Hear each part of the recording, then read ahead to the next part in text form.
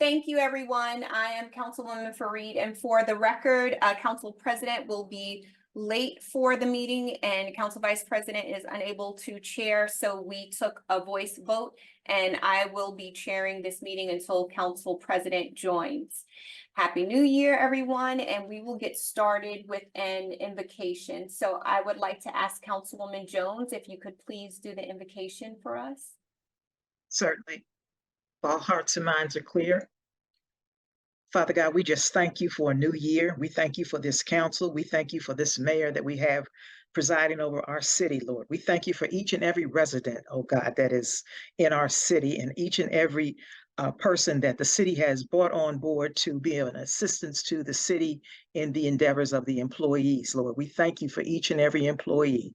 We ask you to bless this meeting tonight, oh God. We ask you to let everything be done in decency and order for your glory, God, not for the glory of man, but for your glory. In Christ Jesus' name, we ask, Father, that there be no contentious spirits, no spirits of division, but spirits of peace and love.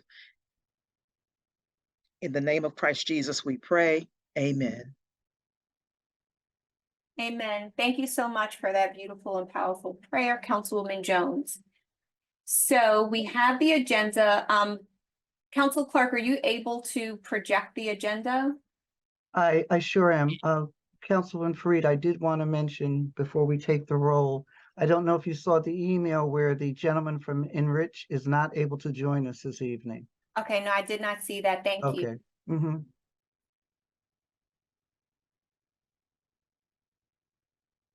Okay, so while Council Clerk is bringing up that agenda, we'll note that we need to make a modification to the agenda for that presentation from Enrich, which is item 7. Council Clerk, I'm not sure if you're sharing it or not. I can't see it.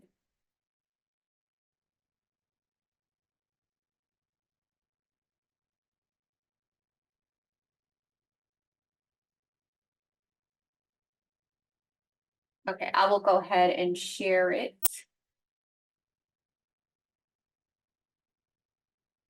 Okay, so here's the agenda for the evening. We have already done the call to order and the invocation. We will now do the roll call. Council Clerk, can you please do the roll Yes. call? I apologize for that. Council President was calling as I was trying to pull up the agenda. Councilwoman Fareed. Here. Councilwoman Guillaume. Here. Councilman Hairston. Here. Councilman Herring. Here. Councilwoman Jones. Here. Council Vice President Ferguson. Here. And Council President will be joining us later. So currently we have 7 in attendance. I mean, 6 in attendance. I'm sorry. Okay, thank you.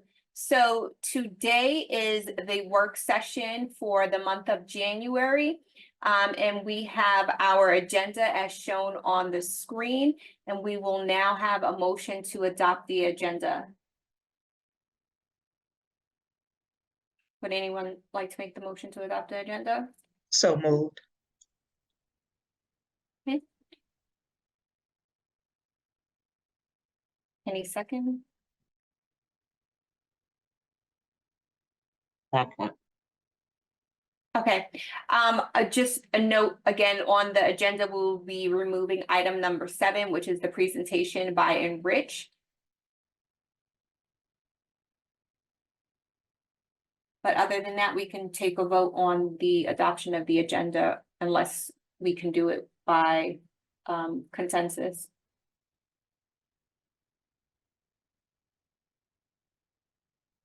Council Clerk? Councilwoman Fareed. Yes. Councilwoman Guillaume. Yes. Councilman Hairston.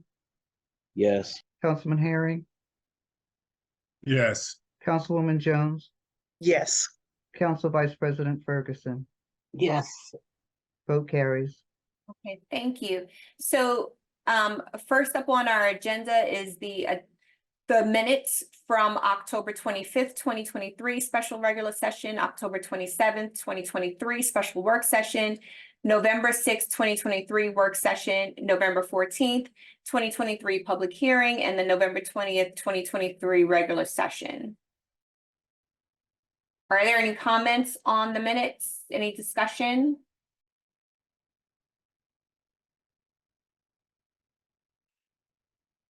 Okay, we will move on to the next item, which is a presentation from the city staff and Mr. Tom Himmler, a report on the ARPA funding distribution.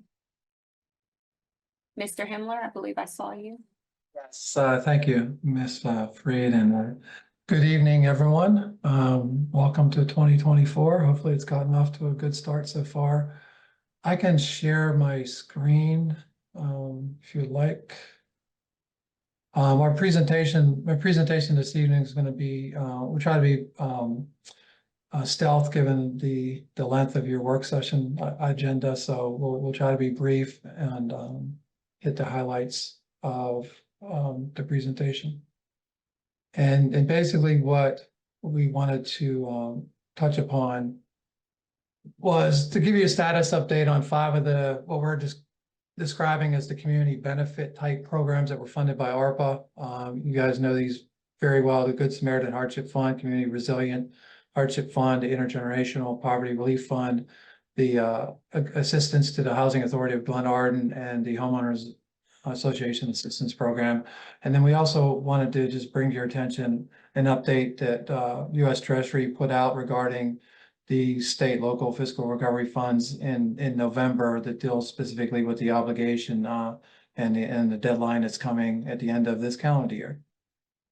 So just to refresh your memory a little bit, these 5 programs allocated a little over $1 million to these 5 programs.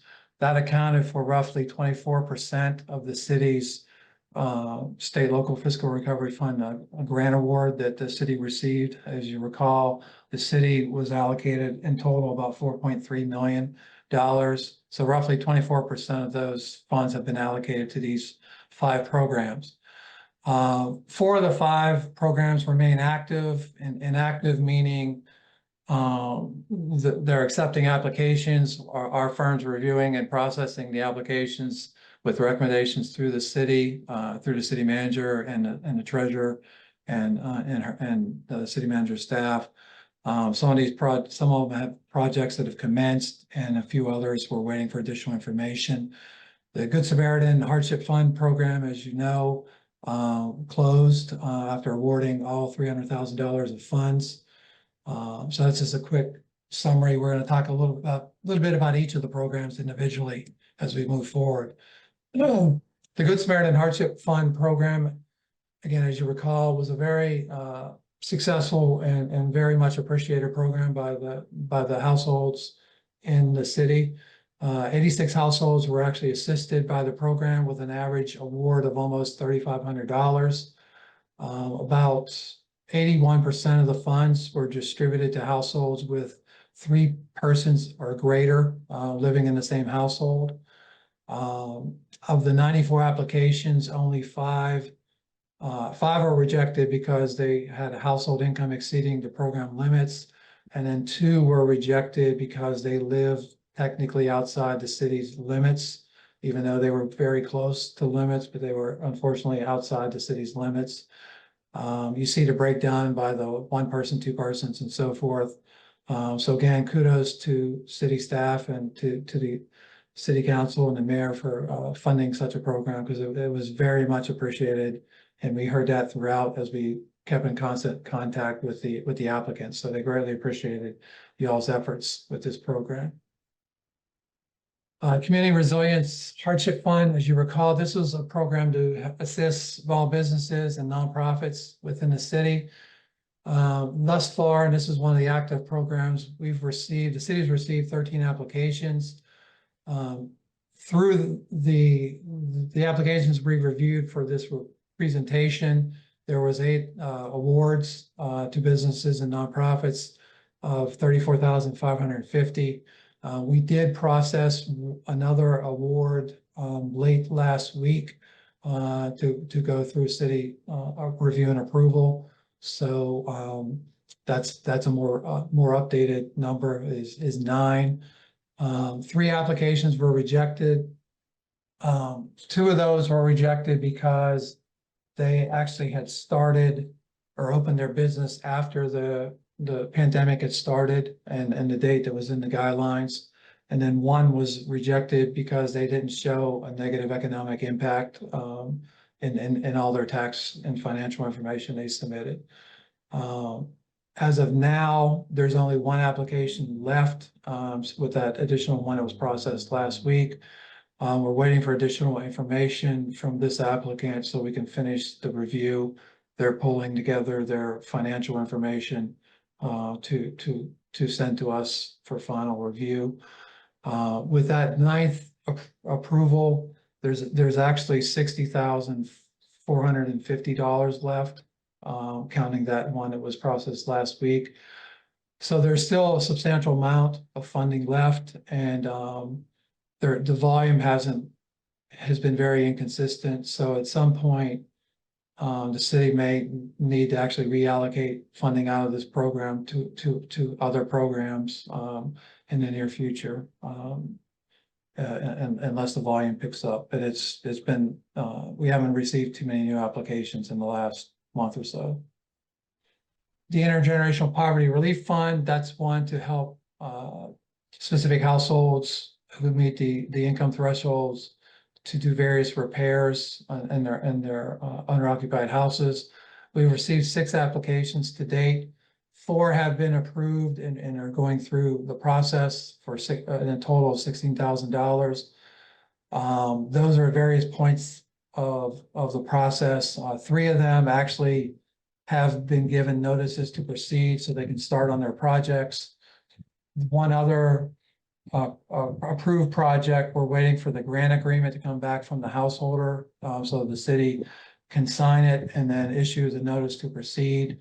There's 2 applications that are we're waiting for additional information for so we can finish reviewing their file. And remember, this program was funded for $200,000. So thus far, there's a substantial amount of money still left, roughly $184,000 right now. And again, similar to the community resilience, there's a strong possibility that we'll need to reallocate and move some funds out of this program, given that the volume has only been 6 applications thus far since the applications went active. The one nice thing with this program is 3 of the 4 approvals that the city has done so far. And if you recall, the grant award is up to a maximum of $4,000. 3 of the 4 actually leveraged additional householder funds as part of this. So the householders are investing additional dollars in their properties as well to make the improvements that they had requested. The next one was the Housing Authority of Glenarden, the $60,000 grant to them. Thank you all for your good questions near the end of December regarding their request. We had, along with the city manager, Ms. Bev and I we went back and forth a few times with the authority staff to get to this final list. As you see, all these are focused on residential units. All $60,000 are focused on either improving units, improving wiring in units, renovating the units with new flooring, doors, blinds, painting, those type of things, and also new appliances for a number of units. So that's the $60,000. The approval letter and a grant agreement was sent to the authority. So we're waiting for their signature to come back, and then the city will execute the grant agreement. As you know, the city has a good level of control and review based on the grant agreement and the terms of the grant agreement, including reviewing contracts on invoices from the authority before they start projects, but then also reviewing the actual payments and all the other documents afterwards. There's also walkthroughs before and after that will be set up with city staff to just make sure everybody's on the same page and the work that has been requested is actually getting done. So hopefully that will be getting going early in January with the improvements. And then lastly was the Homeowners Association Assistance Program. This was a $60,000 grant to each of the 6 HOAs. We have the grant agreements drafted. It has been a challenge in contacting and getting responses from the HOAs representatives. City staff has been great in trying to help get responses and updated contact information, but we also would appreciate any assistance the mayor and the council has and can provide in helping that move along as well. One HOA has kind of informally said what they're thinking of, but there hasn't been anything officially submitted so that there can be a review and approval of the request. And this one, hopefully once we can get in contact with the HOAs, we can get solid proposals. But like the other programs, if the unresponsiveness and continues for a while, the city may need to look at reallocating some of these funds as well, because it is a substantial amount of money allocated to this program. And then, as I mentioned, in November, U.S. Treasury came out with an interim final rule, and this basically is additional draft guidance as it relates to obligations. As you recall, with the state local fiscal recovery funds, U.S. Treasury has 2 deadlines in particular that recipients have to comply with. The first one is the obligation deadline, which is December 31st, 2024. And then the expenditure deadline, which is December 31st, 2026.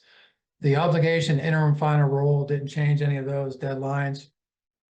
It maintained the current definition of obligation, which essentially is that governments have to have an order placed for property or services by entering it into a contract, a subaward, or something similar that requires a payment.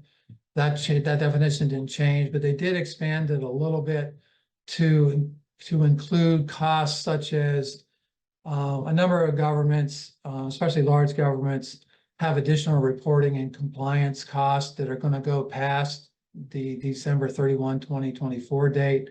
And a lot of those are staff related and salaries and those type of things. We're solely dealing with reporting and compliance. And so the Treasury did broaden out to count those as being able to be obligated. Same thing with like single audit costs the governments have to do as a result of receiving these federal funds. They also, in the interim final rule, clarified that subrecipients are not subject to that December 31, 2024 obligation deadline. So, for example, if a government gave a grant that was funded by the federal funds to a nonprofit to run a program, that's considered obligated when the government provides that grant award to them. So the subrecipient doesn't have to obligate those funds by the same deadline because the government has been considered to be obligated the minute they transferred the funds to that nonprofit to provide the services.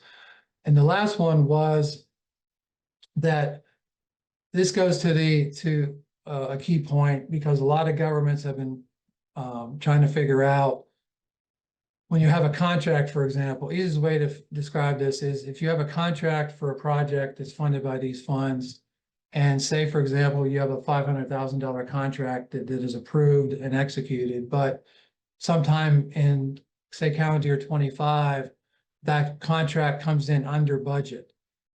What Treasury is saying is you cannot then move those monies to an additional project and reobligate those funds after December 31, 2024.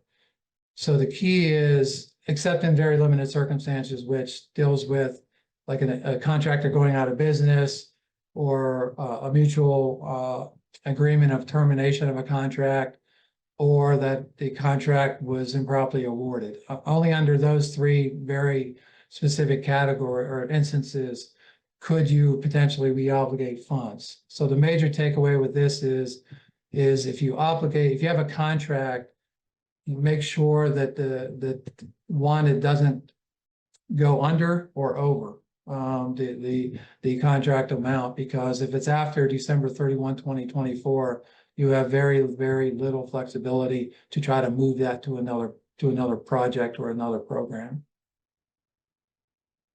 So the next steps as we continue to work with the city. I'm sorry, Mr. Himmler, can we go back to that previous slide? I know you mentioned that this applies to some governments. Do all of these major points that you've addressed apply to Glenarden? Yes, anybody who's received state, local fiscal recovery funds, this is applicable to them. Okay, And so I know it's been a concern because we're in numerous forums with our firm and other, jurisdictions across this country. And that's been a big issue, in particular with the contracting one and the obligation. So how this will work is Treasury will be issuing their final rule as it relates to obligations this month. So a lot of governments provided comments and associations, the various League of Cities, NACO, other organizations submitted comments to Treasury to try to get them to modify some of these draft requirements. Because one, we're now less than 12 months away from this deadline. And two, a number of folks were concerned in particular about the contract piece, where there's very little flexibility after December 31, 2024 to move money around. And we know a lot of times contracts come in either under or over over what contract amounts are. But what Treasury is basically saying, there is no flexibility as of the interim final rule to deal with those type issues. understood. So my follow-up question would be, does your firm have any recommendations for a timeline? So by when should we be finalizing any obligations for the remainder of the money? One, what you've gone through is only representing about 25% of the ARPA designations. And we still have some left over from there. So it seems like we have a lot of money that we still need to make sure that we're allocating before December 31st. But in order to make sure that we can account for any potential contractual considerations, it seems like we would need to have these contracts in place further in advance than December 31st. Oh, yes, and that's what this slide kind Okay, of gets into, is because of the city's classification as a non-entitlement unit and the amount of the grant, the city only reports to Treasury once a year. Other clients, we have some other clients who do quarterly. So what the plan is moving forward is to help you focus on a few different things. One, make sure that you actually allocate all the money to projects. And if I recall, the city hasn't fully allocated 100% of the 4.3 million yet to programs, projects, whatever. There's still some money left that's not allocated.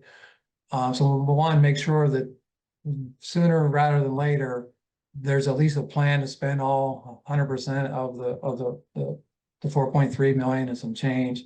Number two, in working with the city manager and his treasurer to identify those projects that have contracts in place or have been spent to be able to meet that obligation deadline in particular. And then also to pick up the monitoring in collaboration with the city manager and city treasurer on where all the spending and obligation is on a monthly basis. So we can give you a sufficient amount of time to say, hey, we need this project's either has excess money left over that we need to reprogram to other things.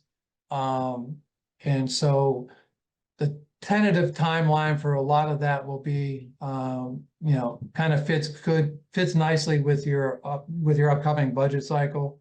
In a perfect world, we would love to have any modifications, movements around at the latest tied to your fiscal 25 approval process, budget approval process.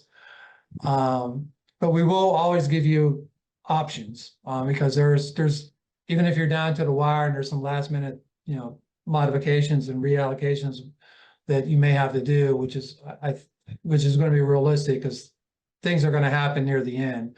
We will always come up with and have a plan B, a plan C for you all to make sure that you meet the obligation deadline. Because remember, with your funds, you have additional flexibility than some of the larger governments who receive these funds, because the city claimed them all as revenue loss, which means you have a lot of flexibility to pretty much anything government does, you can use these funds for. So that gives you a great deal of flexibility if we're down to the wire and we discover that, there's an additional $50,000 that's not going to get obligated. There's many options that the city will have to charge some other expenses so that you don't have to give any of these money back. But along the way, we're going to be identifying which projects we think are kind of at risk of not meeting the obligation deadline in particular, and work with you all, the city manager and city treasurer, to either move those along, and or move money from those projects to other projects that can move at a much quicker pace. Okay, thank you. Are you only looking at the projects that you presented on? Because I know that. For today, yes. For this evening, that's all we were focused on, because that's been our primary task, was administering and managing those. But we are going to be pivoting to work, with the city manager and the treasurer on the other aspects, just to see where things stand.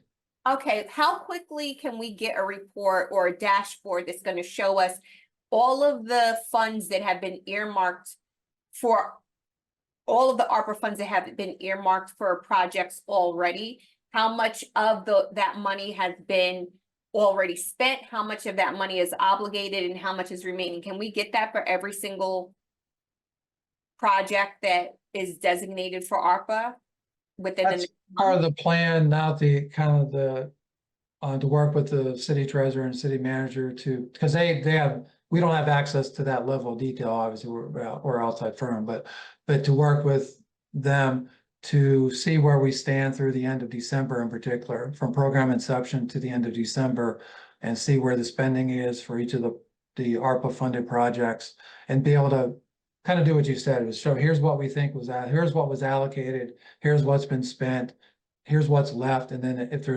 here's how much has not been allocated yet, so we can get that to you as quick as possible, so you can see in the big picture where everything stands.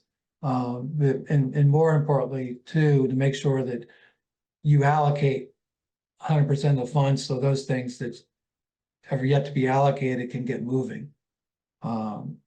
Because the clock these years go fast, as we know. So it's important that the city keeps focused on moving the projects forward and making sure the plan spends all the money. So maybe that's a question for Ms. Habita. When can we get this report? I'm sorry, the report on where we are in terms of the status. Is that what you're asking? All the ARPA funds, right? All of the Yes. projects that have been earmarked for ARPA funds, and the status of each of those projects in terms of how much has been spent, how much is currently under obligation, how much we forecast we will need to spend in order to complete that project, so that we can have a good kind of base to say realistically how much of the ARPA $4.3 million is still left. Sure. I think that can come fairly quickly, because you're talking about two of the projects this evening, the Council Chambers Nutrition Center, the lower level, as well as the 7th Street project. The biggest concern right now, it's a small amount of money, but still the HOAs, in terms of contacting them and pinning them down on getting them to respond is the one area where it gets a little scary if we don't get a response from them. Then we will probably come back to you and recommend that we either reallocate those monies immediately or, try to get some help to get a response from them. Okay. Councilwoman Guillaume? Thank you, Councilwoman Fareed. First, I wanted to say, Mr. Himmler, Tom, thank you so much for all the management and work that you've done in coordinating with Ms. Habita and everybody else. So just thank you so much for all that you've done thus far. I had a question going back to the Intergenerational Poverty Relief Fund, and I believe you said there were 6 applications, so it's a few slides back. But for that particular one, do you have any recollection, or if you don't have it right now, you can send it to me via email, or council via email, excuse me, when the applications started coming in? And the only reason why I'm asking, just to give you some context, is I do agree that there's going to have to be some conversation about possibly reallocating the funds to other projects or other potential projects. But I do know that for this particular project or program, excuse me, there was a delay because of where it was in the budget. So while we did vote on it a while ago, I know it wasn't until a few months ago, or a couple of months ago even, that we started making movements on it. So do you have any idea as to? Yeah, the applications, if I recall, started coming in August or so. I'm looking now because I didn't want to on another device to give you. Okay, I didn't want to unshare the screen. of course.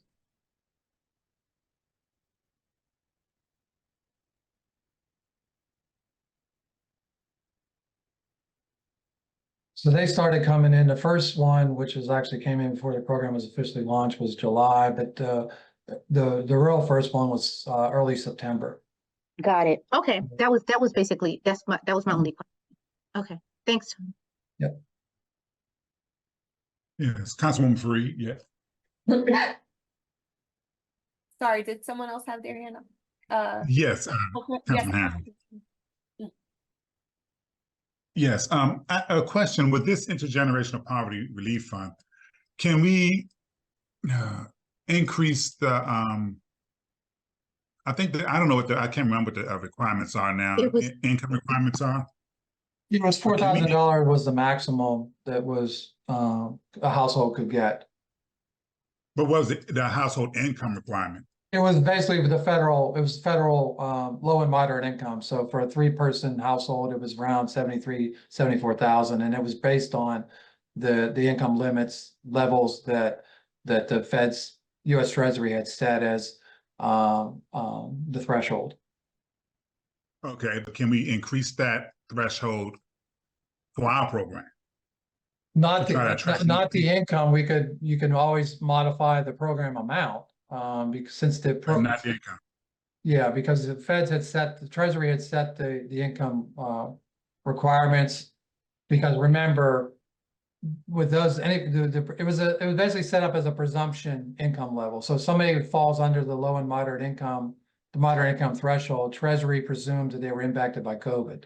And so if you go above those, then the people are going to have to show specifically that they were in fact impacted by COVID, that they were unemployed, and those kind of things, and produce additional documents, which adds to the burden of them complying. I mean, we are a little surprised that the number's only been 6. So, I mean, I think part of it is we just continue to encourage, if you have listservs and other things, keep pushing the program out there, because it has been a little bit slower than what I think all of us would have imagined, especially given how quickly the Good Samaritan Hardship Fund piece was. Now, granted, that one picked up renters too, but we have been a little surprised that more households hadn't applied for this one, just given the demographic and the census data we know of income levels within the city. Well, I think you're right, because again, as Councilwoman Guillaume said, the funding was not approved correctly in the budget, so we weren't able to actually push it out until late. And I don't know if people even really know it's still out there. So I think it is on our part now to get the word out to citizens that it's available for them. Because I'm surprised, you know. Yeah, because there's, I mean, of the 4 that's been approved, I mean, they're doing, you know, some folks are doing fixing their doors, their garages, you know, the sidewalks leading up to their homes and those kind of things. So they're Right. meaningful projects. All right, thank you. You're welcome. Oh, and also one other question, Council President, just to follow up on that. The HOAs. So you haven't heard back from any of them? It's been very hard. We've reached out to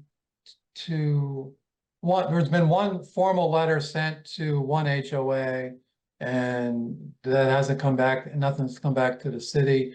Others we've contacted and left messages. The city has also tried to reach out to the representatives. So, I mean, I think the biggest key is this one, I mean, knowing you all elected officials probably know exactly who they are, is if you can help us in getting their actual contact information and encourage them to reach out to Ms. Havada and the city so we can make sure they're aware of the guidelines and those things and get the ball rolling. Okay, because I just texted a couple of people I know that live in a couple of the HOAs and seeing if I can get them to give me some information. But I think what we'll probably need to do as a city, we probably need to send a letter to every household in the HOA. Because we don't know who's on the board. I think I think the residents need to know that this money is out there in order to get their board active into applying for this money. I don't know if they know it's out there or not. I think the residents in the HOA need to know that it's available. So I think that's what the city need, but that's what we need to do. The HOAs are not that big, and I don't think it'll cost that much to mail out a postcard or something to them saying, hey, grant funds available to improve, you know, a project in your HOA. Then they may be able to hold the board or get the board to respond quickly. Because I'm not sure who is on the HOAs that I just contacted. I'm not sure who's on the board now. And I knew some of the people that were on the board, but I think it changed over within the last year or so. So I'm not There's sure. been some changes because a couple of them were actually very good in giving us the new contacts, but then the new contacts haven't been overly responsive. Responsive, okay. All right, thank you. You're welcome. Okay, thank you, Mr. Himmler. Okay, you're on a summary slide. Go ahead. Yeah, so no, we've talked about those, but again, the key focus is the last bullet point. You know, we just want to make sure that in collaboration with the city, we help you stay focused and moving these along. And not only just obligation, but also spending the funds as well. Okay. Be happy to answer more questions if there's any. Thank you so much. Does the council have any further questions for Mr. Himmler? Okay, hearing none, you are free to enjoy the rest of your evening, Mr. Himmler. And we will Thank you. let you know if we have any more questions. Thank you. Will do. Y'all have a great evening. Thanks, you too. Okay. Next up on the agenda. Excuse me, Councilwoman Fareed. I don't mean to interrupt. I was looking for my hand, but I don't, okay, now I found it on the dashboard. I just wanted to say to Mr. Gray, if he's there, your volume is in the mud. It would not pass voice, noise levels are would be kind of high if it was measured. But each person that has spoken so far, I'm hearing crackling. I'm sure that's not my connection, but I'm hearing crackling out of each person that has spoken so far. And the voice, the volume to me is in the mud, or it's down low. The mud is a term they use in communications, but for you, it's too low. Thank you. Thank you, Councilwoman Fareed. It's clear on this side. I hear him perfectly well. Yeah, I'm hearing everyone well as well. Me too.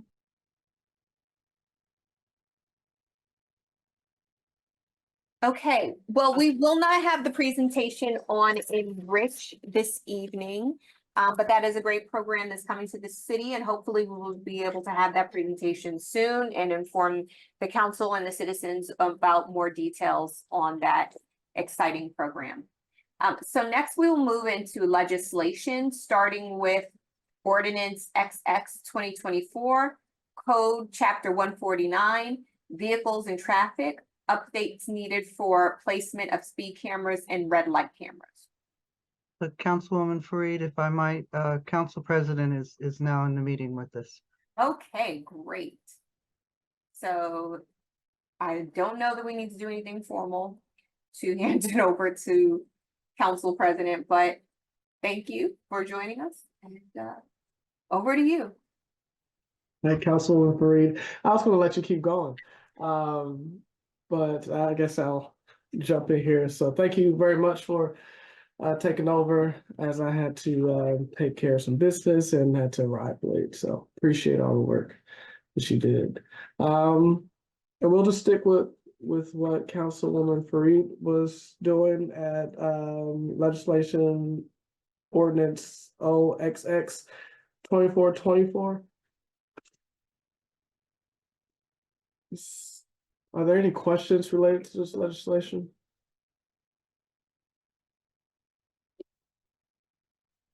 Yes, Mr. President. Councilman Harry? Has this gone through the attorney for legal sufficiency? Good evening, everyone. Happy New Year. It's Chief Bryant. Yes, sir. We got with him last week. Myself and Mr. O'Connor, we went over it, and it's good to go as far as sufficiency. Okay, thank you. Yes, sir. Any other questions pertaining to this piece of legislation? I just have questions. If you could just kind of give some, give us a geography on where these might be. Yes. So of course we're working with Red Speed, and they came out a couple months ago and rode around surveys. But what we're targeting is MLK over by A1 Liquor area and over by the 7-Eleven in that area, which is we're trying to declare school zone over by Judge Sylvania Woods because of the high rate of speed and the traffic accidents that occur at MLK and Glenarden Parkway. So with this legislation, get it approved, we move forward and set up speed monitoring systems on MLK in both directions, which would be significant to reduce traffic and so forth. So that's where we are with that. Also, we're looking at locations we have yet to define red light enforcement. Chief, Yes. you're breaking up. Okay. Let's see.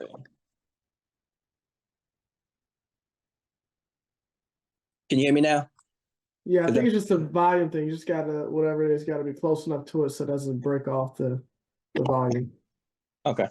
Yeah. Also, we're looking at red light enforcement, which we haven't designated any areas yet for that. But that's pretty much what it is. We're trying to get some traffic monitoring on MLK, which is one of our main priorities. And of course, we still have a contract with Ultimate right now, and we'll be moving forward without them in the near future, taken care of. Okay, one follow-up question. These devices, are they discrete or are they like the large ones where you can see them? They're like ones painted brown next to a No. tree? That's a good question. They're visible, so it's not out there. It'll be the ones that the citizens, anybody coming through the area, they'd be seen by them to give them an opportunity to slow down in the area and stuff. Okay. That's all I had, President. Thank you, Councilwoman Fareed and Chief. Are there any other questions pertaining to this ordinance, Councilman Harry? Yes, one other question, looking at this ordinance, so once we pass this, if it passes, we then have to designate school zones Um, according to this? right. So pretty much, I'm already looking at it. What I'm trying to do, declare on MLK going towards Judge Sylvania Woods as a school zone. If we could declare that as a council, if we pass this legislation and we declare it as a school zone, then we can put the speed monitoring systems out there on the state highway. Okay, and did we get authority from the state to put them out? Once we get this according to this transportation article, 21809, we'll be allowed to do it, but we have to pass legislation through the city council. Okay, so after this is passed, we're gonna have another ordinance coming up to designate that portion of 704 as a school zone in order to be able to cite. I don't think we have to get another resolution for it. We just have to notify, we have to put it on the website and notify the community. It's certain guidelines we have to follow by notifying the community and stuff in advance that we be placing those speed monitoring systems in the area. And then we'll have Go ahead, because I'm looking at item B in the ordinance, and it says establishment of school and residential zones, installation of traffic control services. That's on page 3. Yeah, I got you. It says the council by ordinance or resolution following reasonable notice to the public and the public hearing may establish a school zone or residential district. Chief, can I? Yes. We have John. John is on too to assist with some questions. Okay. Thank you, council member. To your point, to clarify on the State Highway Administration, this enabling legislation is required as a part of the application process to the State Highway Administration, authorizing the placement of cameras within the state right of way on MD 704 on Martin Luther King Jr. Highway. So this is legislation is required as a part of the process to the State Highway Administration. To answer that question, so this is one piece of enabling legislation. To answer your second question, on section B, section 149, 14.3B, you're already establishing the residential zones and the school zones by passing this legislation. That's why it's detailed in there. And what happens is whichever one takes a greater precedence for the safety in the area will supersede. So basically, if a residential zone would provide a safer blanket for traffic safety, it would supersede the school zone. So if there was there's other requirements for that along with the speed zone. So you're establishing everything right here that's necessary. One heartfelt swoop, so you do not have to come back multiple times for pieces of legislation. So you're saying this. Okay, I'm still trying to figure out where it specifically says that where the school zone and where the residential zones are going to be. I mean, we got like 20 streets in Glenarden, so I'm just saying it doesn't. Because if I get pulled over and you give me a ticket, I'm saying, well, this is your ordinance says you got to designate it as a school zone. Show me where it says this is a school zone, and you're just going to show me a piece of legislation that says the council by ordinance resolution following a reasonable notice saying this is a school zone. So with I see what you're saying, but the school zones have already been established prior to this in the current code. So those school zones are already established. All section A of section 149, 14.3 is doing is adding Martin Luther King Jr. highways as a school zone. So you're adding one here. If you look at section B for a residential zone, what it says is said residential districts are initially designated as one, all qualifying municipal roadways within the jurisdictional boundaries of the city of Glenarden as deemed by the chief of police, 2 Martin Luther King Jr. Highway, and so forth there. So it's taking care of the enabling part there, sir. And then in A, you're just adding Martin Luther King Jr. Highway to the list of already established school zones in the Glenarden ordinance. So you already have legislation on the books. What this is doing is bringing it up to date and adding all the new legislation and everything to it and adding Martin Luther King Jr. Highway. I have to see that. Okay, I don't ever want to go to court, but all right. Okay, thanks. All right, I'm good. Thanks. Thank you, Councilman Herring. Are there any other questions? Or Mr. O'Connor or the chief? Councilwoman Jones.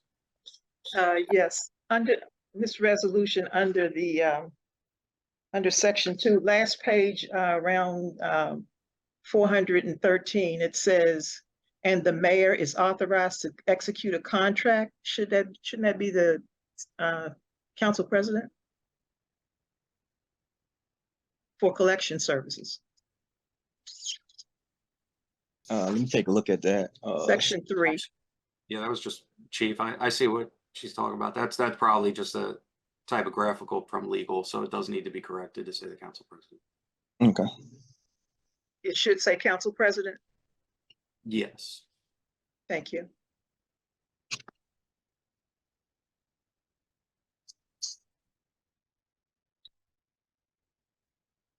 All right, if there are no other questions, thank you, Mr. O'Connor. Thank you, Chief. We'll move on to the next piece of legislation, R-XX-2024, a resolution to approve proposal for Red Left Architects and for council chambers, bathrooms, nutrition center renovations.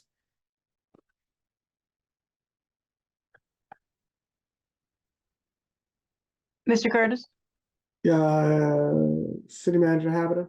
Yes, Ms. Felder is here from Red Left Architects, ready to do a presentation.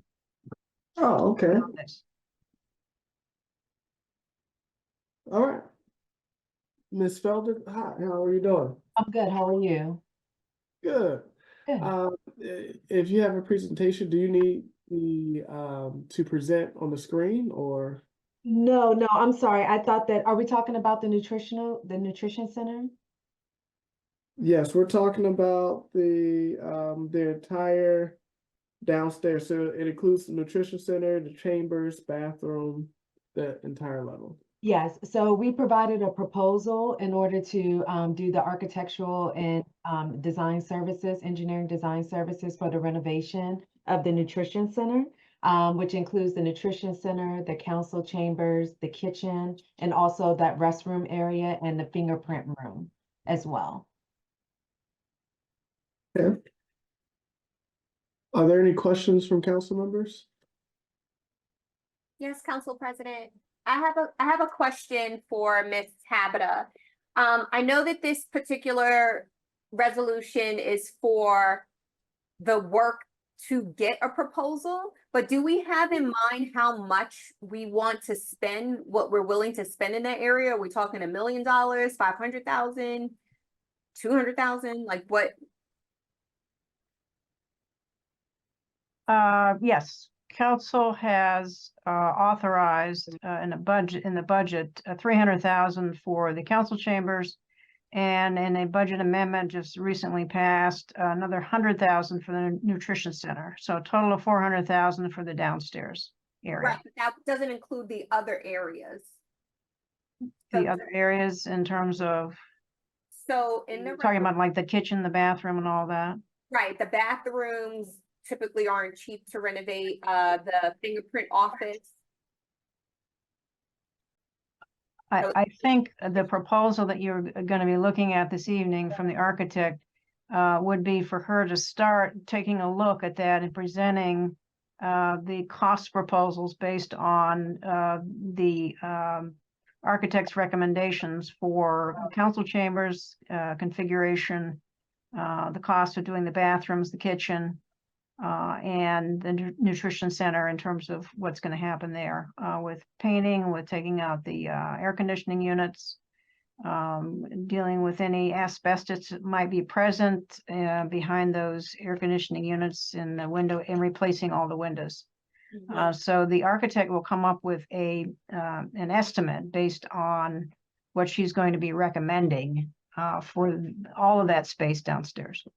And I understand that. I guess the relevance to me of kind of having a budget, an idea of how much the total project would cost. We know that we'll get the specifics of that from the proposal. But if I'm going to vote and say, yes, let's go ahead and spend the roughly $25,000 to do the proposal, but then it comes out to be $5 million and we can't even, that's not even within our budget, then we basically would have wasted the money on getting the proposal. So that's why I want an idea of what you're thinking would be a reasonable upper limit for the lower level to be renovated.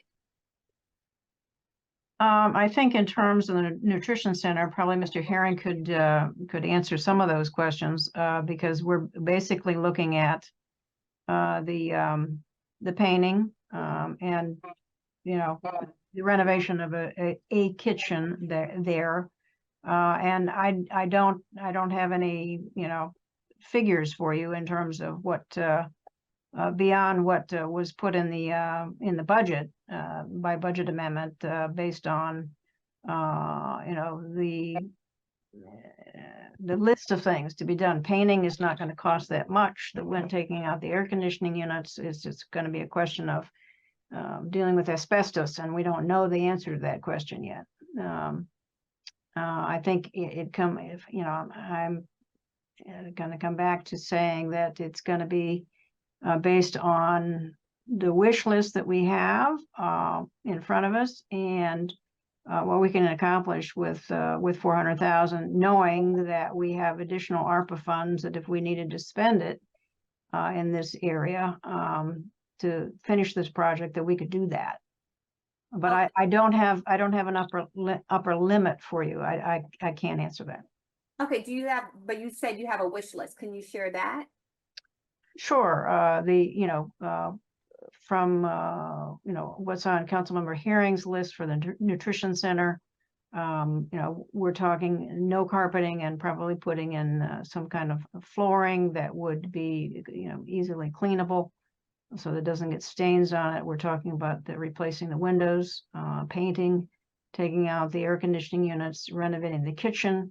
And that's the extent pretty much of the nutrition center, if I've captured it correctly. Mr. Herring might confirm And I'm sorry that. to interrupt you, because I think I'm fine with that, because that already has a budgeted amount attached to it. I'm more speaking about the areas that don't have budgets associated with them. So like the bathrooms, and I guess it would be the fingerprint office. Like, I don't know if the plan is for a gut renovation there, or if it's just to do some minor updates.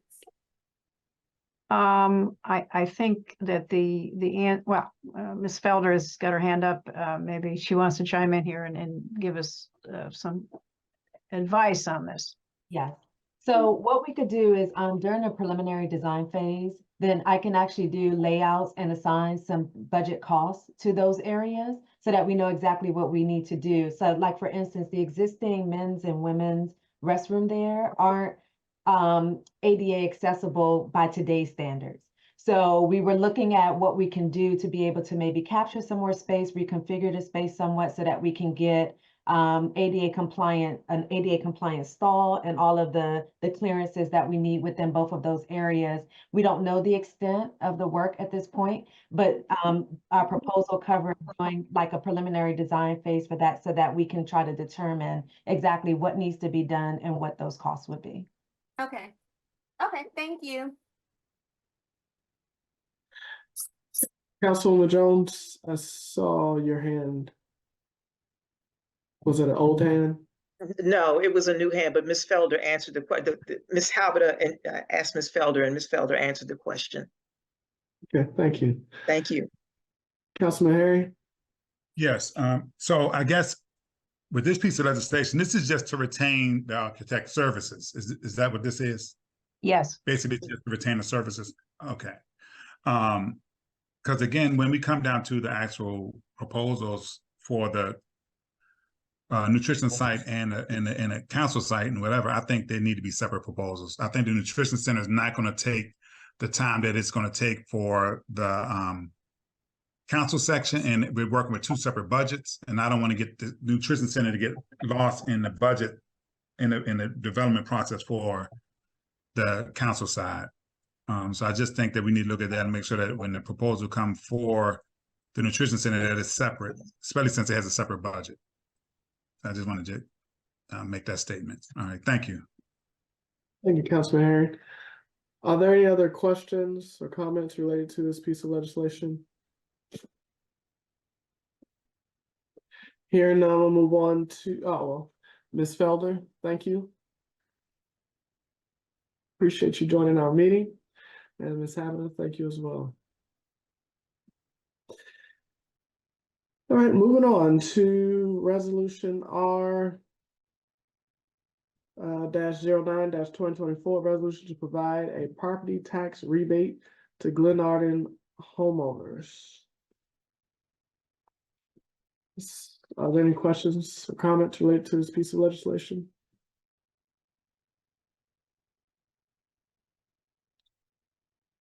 Any comments by the sponsors? Hearing none? Oh, yeah, I'm just bringing it back from before it was abstained down. It didn't pass, so I'm just bringing it back again, as I said I would last year. So, all right, thanks. All right. Thank you, sir. Hearing no other questions or comments, we'll move on to R-XX-2024, resolution to purchase radios for the police department. Are there any questions, comments, or concerns related to this piece of legislation? Yes, Mr. President. Councilman Harry? Yeah, I just want to ask the chief, didn't we just purchase some radios? Didn't we Yes, just purchase? Yes, this is the second part of it. This is the second part of it through the grant. So on the other legislation, we just had 2 of the radios. So this is for the remaining 2 radios from the grant money. Oh, okay. Okay, we're getting 4 in total. Yes, sir. All right. Okay. Thanks a lot. Yes, sir.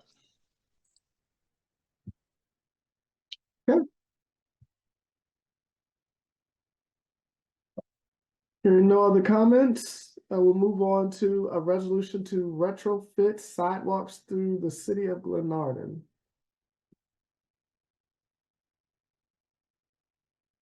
Are there any questions, comments, concerns relating to this piece of legislation?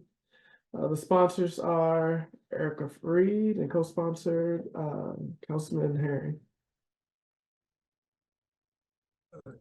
Yes, Mr. President. Yes, sir. Councilman Harry. Just looking at this, and like I said, I'm in support of, looking at the sidewalks and seeing what we can do about them. But I think we need to look at this closely and maybe put some word in here, if funding is available. I'm not sure if everybody knows that, again, highway user fees are being cut back from the state of Maryland. And a lot of times we could use highway user fees for, road improvements and sidewalks. So I'm not sure if we want to jump into this 110% without having an out in case we don't get the funding that we need to do sidewalks. Like I said, we've already been notified again by the state that they're reducing highway user fees. I know the county is rolling back some of their grant money also. So I just think that we need to, like I said, we need sidewalks. We do need sidewalks repaired, but we also got to realize that we may not be able to do all the sidewalks. So, all right, thank you.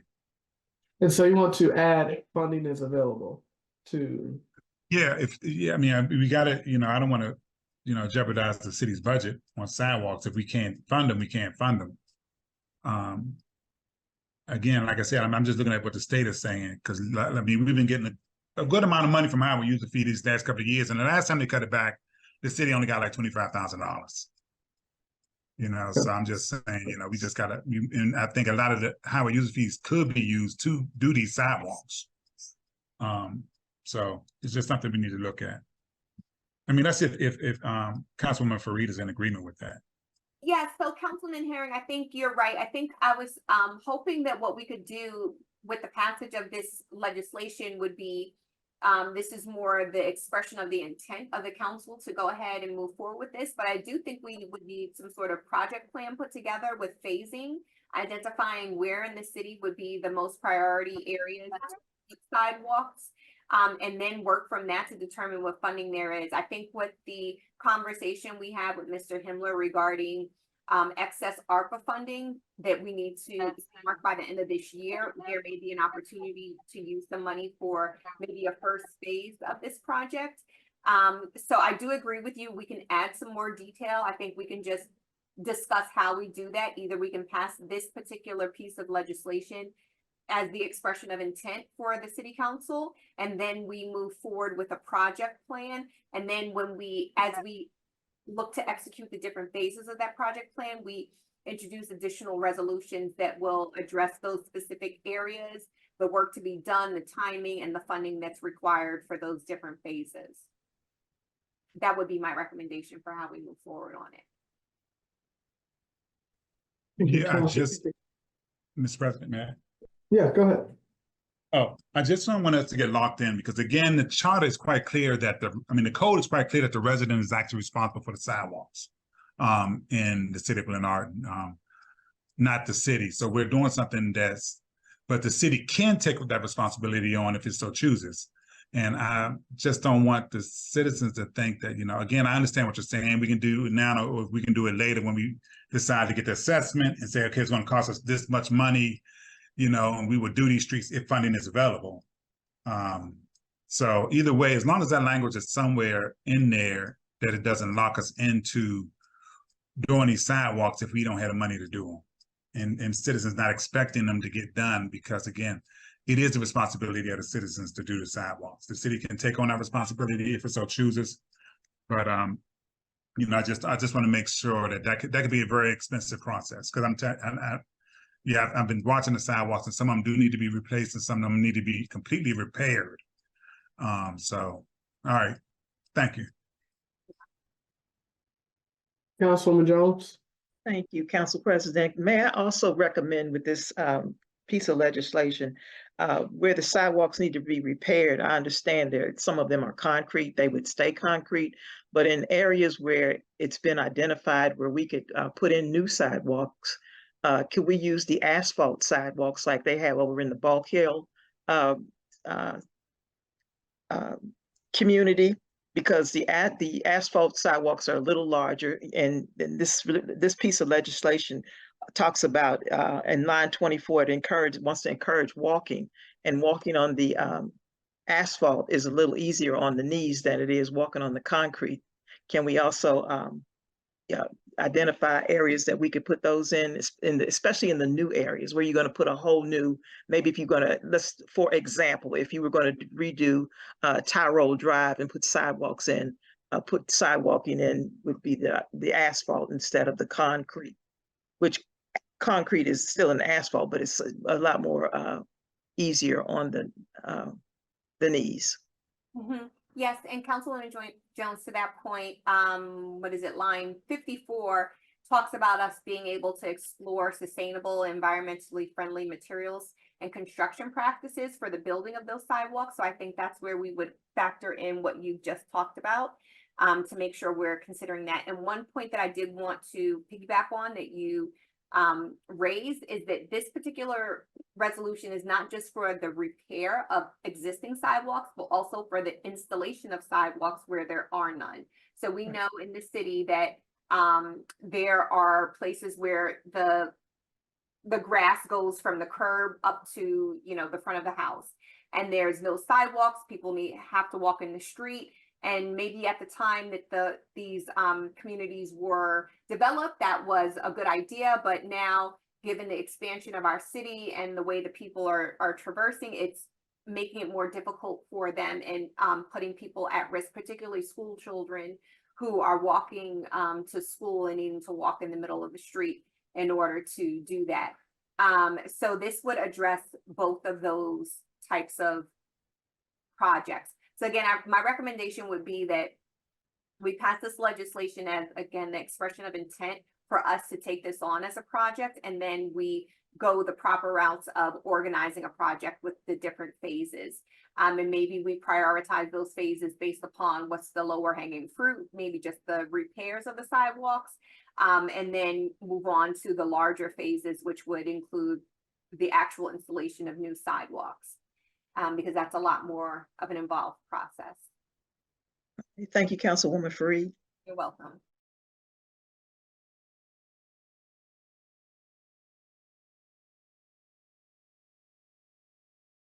Are there any other questions or comments pertaining to this piece of legislation? Hearing none, we'll move on to a resolution to establish an intermunicipal and county communication enhancement task force and procedure for selection of participants for the task force. Are there any questions or comments pertaining to this legislation? Any comments from the sponsor, Councilwoman Fareed? Yes, give me a moment. Okay, Councilman Harry? Yes, question. This sounds similar to what we used to have in place called INET, which basically linked up the county and municipal governments. Do we still have that? Maybe the city manager can let us know. Do we still have INET? Yes. We do. Okay. Yeah, it's primarily focused around the contracts with cable providers, Verizon and Comcast. Yeah, but the services, but it's supposed to offer services that would connect us with, I guess, the county And other municipalities, yes. municipalities, correct? Yeah. Okay, that's what I thought. Okay. And I think That was. sorry, go ahead. I'm done. Councilwoman Fareed? Yes, and I think that mechanism would be a way for us to facilitate the communication.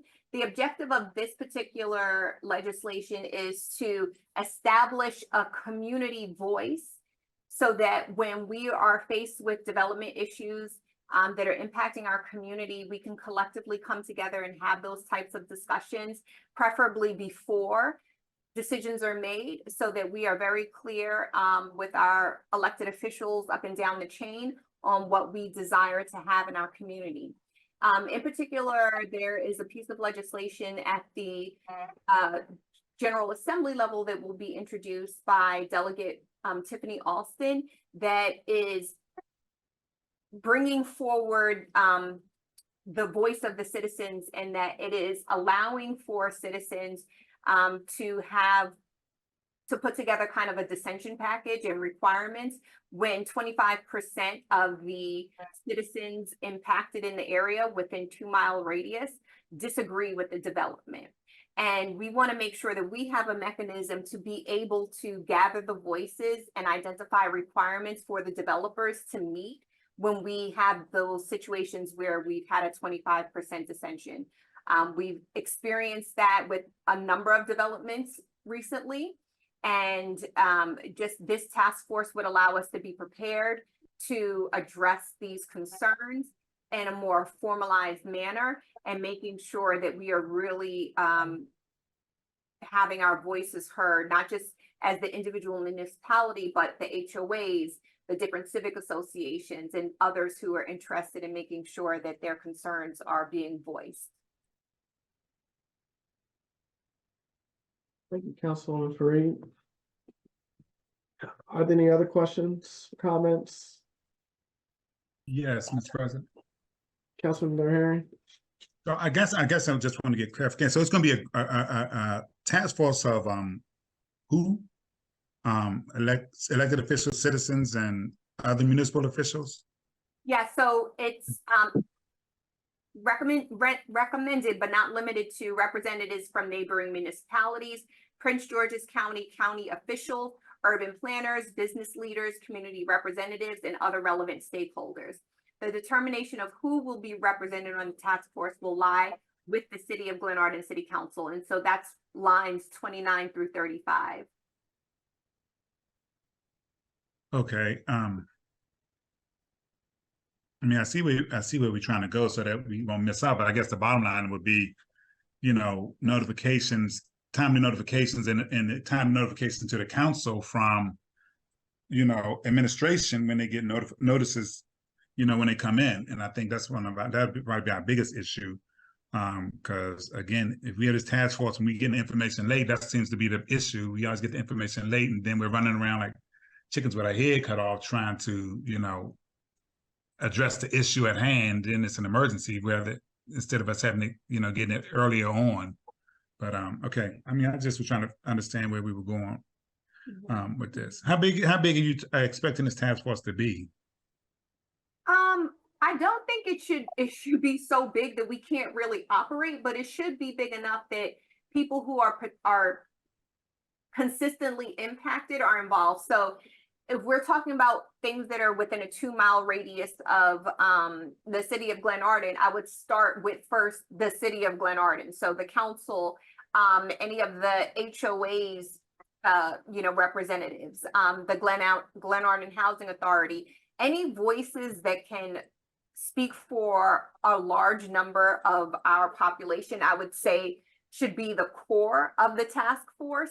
And then depending on what developments we're looking at, that would determine which municipality we would bring in, right? It could be Mitchellville. It could be, I don't think Landover is a municipality, but you know what I'm saying. It depends on where that particular development is, because as has happened, not every development that we raise our voices on is actually in Glenarden proper, but some of them are close enough to us to impact our quality of life.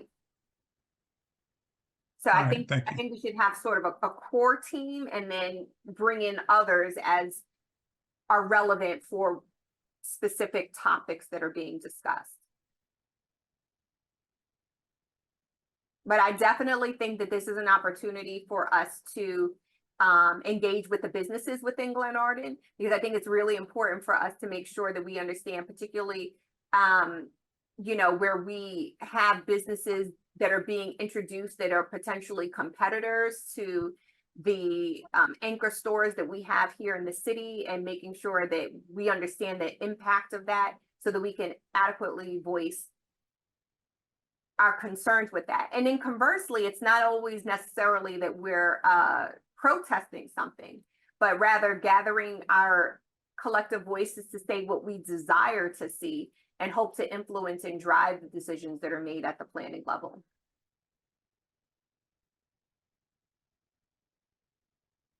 Okay. Thank you, Councilwoman Fareed. Are there any other questions or comments related to this piece of legislation?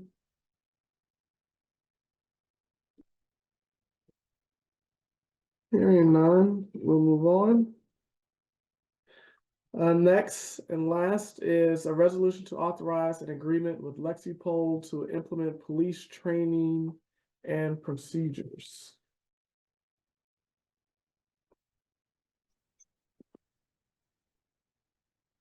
Questions, comments, concerns?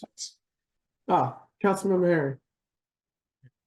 And Chief, I'm not sure. Yeah, I know you weren't here when we did, but I thought we contracted with them one time before for some services for the same thing. I thought they had something down there from them before. To my knowledge, Councilman Herring, ever since I got there, I was trying to get us involved in that because that's what I had in my prior agency, and most police agencies use this system. But I haven't found anything in the city of Glenarden in reference to this. Yeah, I'm almost sure we used Lexipol before, because we were trying to do the exact same thing when Chief O'Donnell was on board. I thought we did do something like this, but I don't know. I maybe got lost somewhere. I don't know. I thought we did. So, all right. Thank you. Okay, thanks.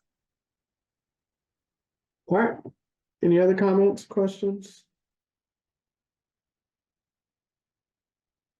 Hearing none, we'll move on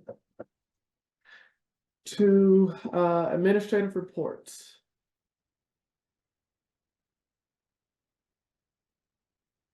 Are there any questions from council members on either the mayor's report, city manager report, public works, code enforcement, chief of police, or city treasurer's report?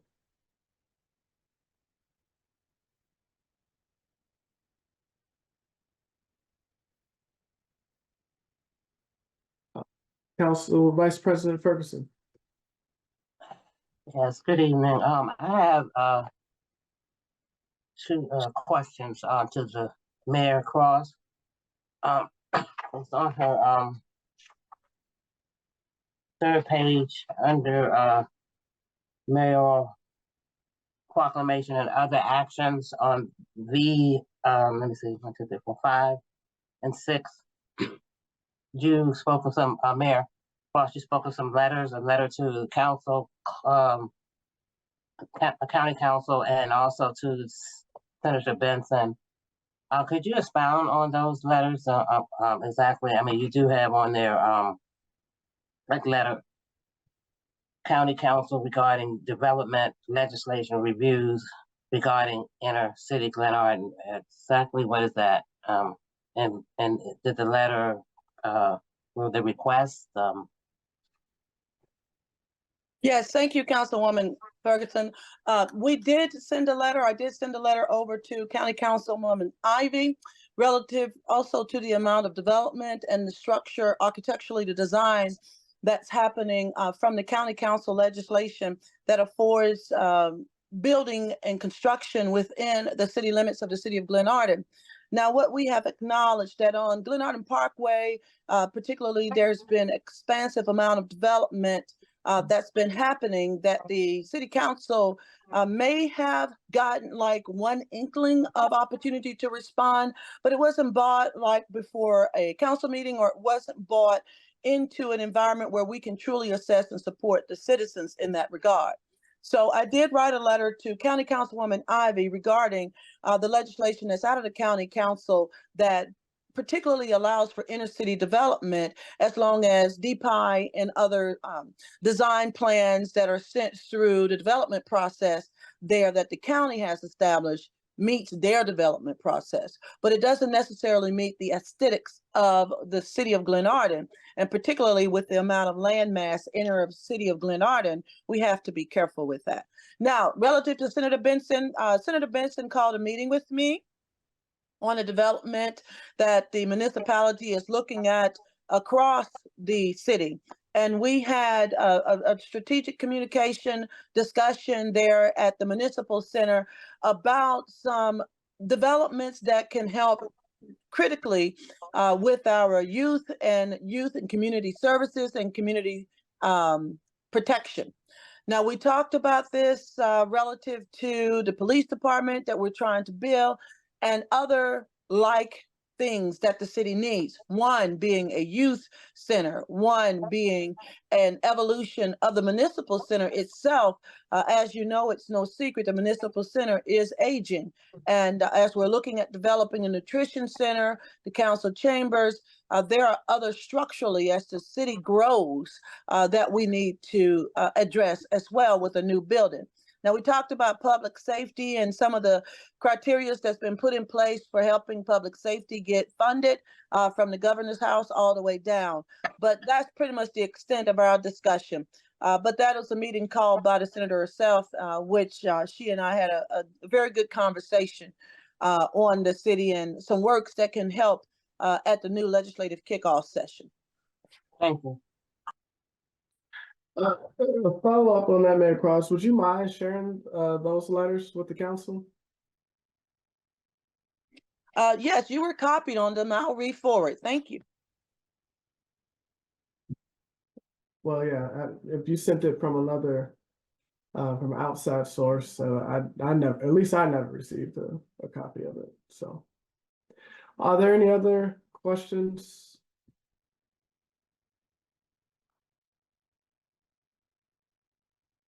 Hearing none, we will move on to the topic of discussions.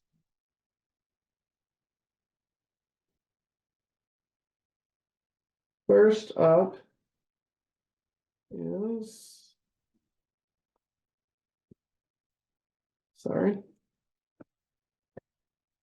First up is the Gold Room, the community center fees and capacity discussion.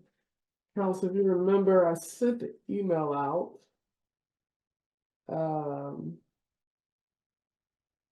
As relates to dates for the discussion of the Gold Room fees and structure. I'm actually trying to pull that up. But if we can settle on a date now, then we can get that on the calendar. Just trying to pull up.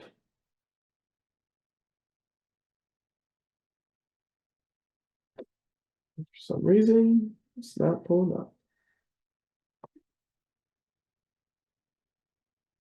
So we can come back to that so I can find it. I forgot the two dates. Ms. Habita, did you remember the two dates that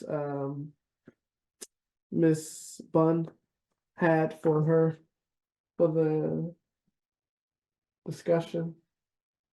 She was gonna be here, jump on this evening, and I think she had told me earlier that she had sent an email to you about some suggested dates. Do you remember seeing an email from her? Yep. And I try to pull it up and it's not coming up.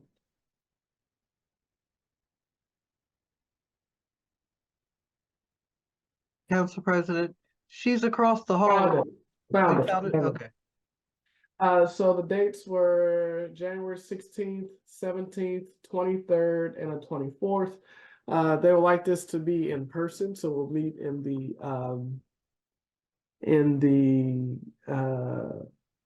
conference room for their presentation. So if we can settle on a date now, that will be great. I will tell you. Can you repeat the dates again? January the 16th, January the 17th, January the 23rd, and January the 24th. I'm available on either the 17th or the 24th. And it'll likely be at 6:30. We can move it to 7 if that's too early.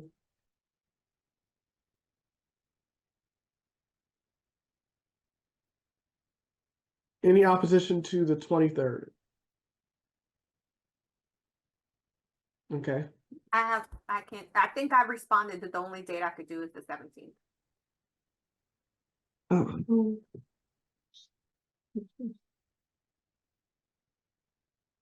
Yep, 17th. I see one from you and Councilman Hairston. So are we good with the 17th for everyone? Any objection to the 17th? Let me put it that way. 17th, 6:30.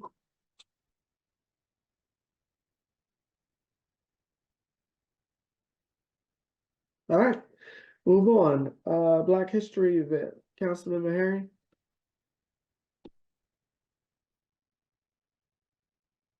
Yeah, I received a email from Ms. Key, and she used to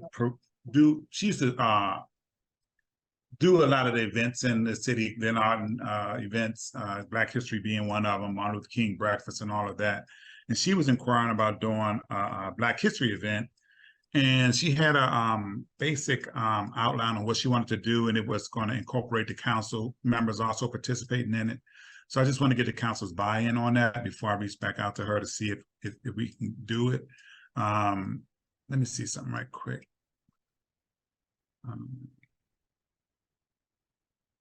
Get her email just to. Yeah, so she wants to do, she wants to have like spoken word. She wants to have poems read, and she would like to have, each council member read a poem. Basically, she thinks it'll take about an hour or so. She says African poetry, songs, welcome, introduction. She's going to have some people come in and speak. So I just wanted to get the council's buy-in on that. I know I like to, I know she reached out to me and Council President Curtis, and I know Councilman Harrison was interested in it. So I was wondering if we would partner up and do it. She said it shouldn't cost anything, which is good. And we don't normally do anything. I haven't seen anything we've done lately for Black History Month. So I just wanted to get council buy-in on that and see. I've already held a date of February the 17th, but I also got to clear with her to see if that's a good date for her in the Gold Room, for the Gold Room. Thank you, Councilman. Sorry. Oh, go ahead. I think my email is still in draft back to you, but the 17th of February works for me. Okay. I would check with her. I would check with her too. She wanted the 24th, but there's something booked on that day in the Gold Room. Okay. Yeah, if I'm all in about, we're going to let work to get with and partnering with you and Councilmember Hairston to, get this off the ground. I'd like to partner as well, Council President and Councilman Herring. And the 17th works for me, the 24th does not. So just in case the 24th Gold Room becomes available, it would not work for me, but the 17th does work for me. I would like to as well. And the 17th does work for me. Okay. The 17th works for me also, and I'm available, yes. I would like to be included, yes. Okay. I'll reach out to Ms. Key and let her know. And we'll go from there. Then I'll meet with our Councilman Harrison and Curtis and see what else we need to do to get it going. All right. Well, we will run down the rest of yours, Councilman Herring. Elevator status. Yeah, I just wanted to get a status on the elevator and where we are with that. It seems like I haven't heard anything on it. Okay. I think Ms. Felder, is she still on? Okay. Ms. Felder is still here. Yes, I'm still here. Oh. Yes. So we are moving along on the elevator project. We have narrowed the elevator selection down between Schindler and Kone. So we're looking at a 2,100-pound elevator that with the speed of 100 feet per minute, and it's a machine roomless one. So before we had an actual machine room design, but now they have the ones that where you don't require as much space for a machine room. So we're able to eliminate that space and use it for something else. So what we're doing is just waiting for some pricing because we're trying to pick the most cost-effective one to fit within the budget that we have for the project. So we're looking at having a drawing review set for you early next month, and where we will go over what the changes are with the new elevator project. And then we shortly thereafter, we should be ready to submit for permits. Okay, so do you have to, and did you say you have to update the architectural designs for current code requirements? That's correct. That's correct. We had to update it based off of the current fire and egress codes, and then also dealing with the elevator as well. We had to update it with the new elevators. Question, once this is all done, how long do you think it would take to get that elevator installed? I'm trying to see with the elevator manufacturer right now, I believe that they're running like 8 months for the actual building of the elevator itself. The actual construction of the elevator shaft and the elevator lobby that we're proposing should probably be around 6 months or so. That can be done concurrently while we're waiting for the elevator to be manufactured. And then once it's manufactured, the elevator company actually does the install of the elevator, but the general contractor, whichever one is selected, will be the one that will do the actual shaft and everything to prepare for the new elevator. Okay, so you can go ahead and do the lobby and all of that, and then have the elevator installed afterwards? Yeah, the elevator comes in once the shaft has to be put in, and and some other requirements has to be put in first, and then the elevator can be lifted in. It's actually hoisted in from the top of the shaft. Okay. All right. All right, thank you. All right, any other questions, comments, discussion? Hearing none, we will move on to parking permit. I'm sorry, nutrition center status. Councilman Harry? Yeah, well, we kind of discussed that already with the previous piece of legislation. I just would like to just make sure that the proposal for the nutrition center is separate from the proposal for the council chambers, because again, I don't want the nutrition center held up because of the council chambers may be a little bit more involved. And so that's it. That was it for that. Okay, parking permits. Okay, that's something that I need to see get done. We passed the ordinance on parking permits, having parking permits on these streets. Again, I'm getting so many complaints over here in my ward because there's so many people that are with houses that have 5, 6, 7, 8 cars, and they're parked all over the place. Commercial vehicles parked all over the place. And I think the only way it's going to there's going to be any alleviation of this problem is then is to get the parking permit ordinance that has been passed into practice. This needs to be done sooner than later, because again, I'm hearing so many citizens complaining about people can't come to the house, they can't get out the driveway because people are parked on by the driveway or across the driveway. I mean, it's just out of control over here. And the people over here need some relief. So I just want to make sure that this get started sooner than later. It's been on the books now for over a year and nothing's been done so far. So I would like to see it get started and the council start designating some of these streets as parking permit streets so we can see how this is going to work. Because again, until we get this parking situation under control, we're going to continue to have the problem with, I feel, rental housing and people turning single family homes into multifamily housing. Because once you start towing their cars, they know they can't come here and park on the streets if, you got all of these cars that, people are just renting rooms and stuff like that.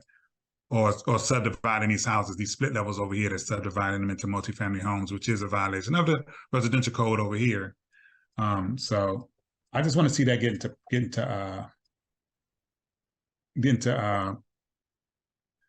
into service, because that's that program into service. And that's just it with that. Okay, Councilwoman Guillaume. Thank you, Council President. I'm in agreement with Councilman Herring.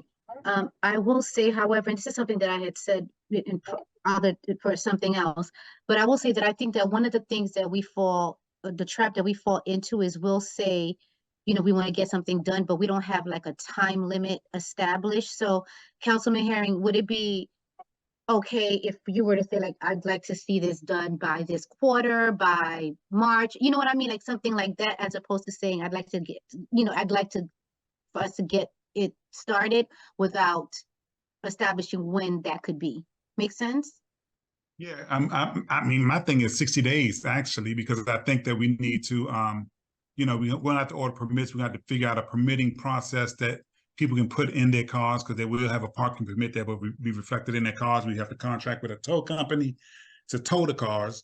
And I also believe that we should give the residents at least 30 to 60 days notice before we start actually enforcing the towing, so that they know exactly what's going on.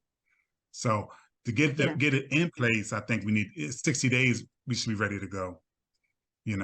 Decide, and if there's any streets that need to be done, we need to have maybe a test case within 60 days on a couple of streets to see how that works and go from there. Yeah, so but I don't know how long for the placards.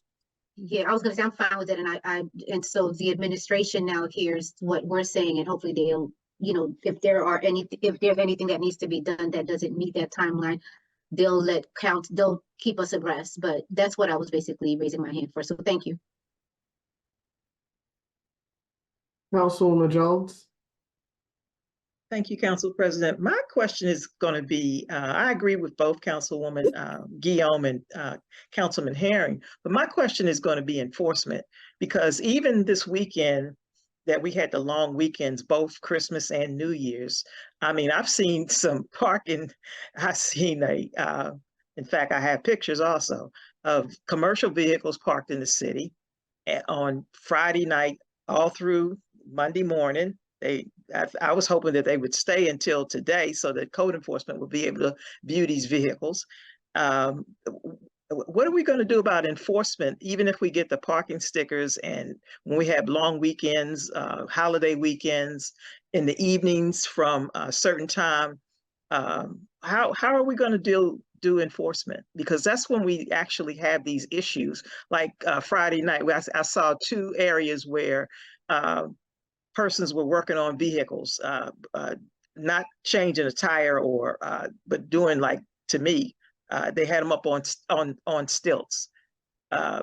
So what are we going to do for enforcement of these issues on off hours, on times that code enforcement is not working? Because I think now code enforcement only works Monday through Friday, 8 a.m. to 5 p.m. How will we deal with those issues, enforcement? Thank you.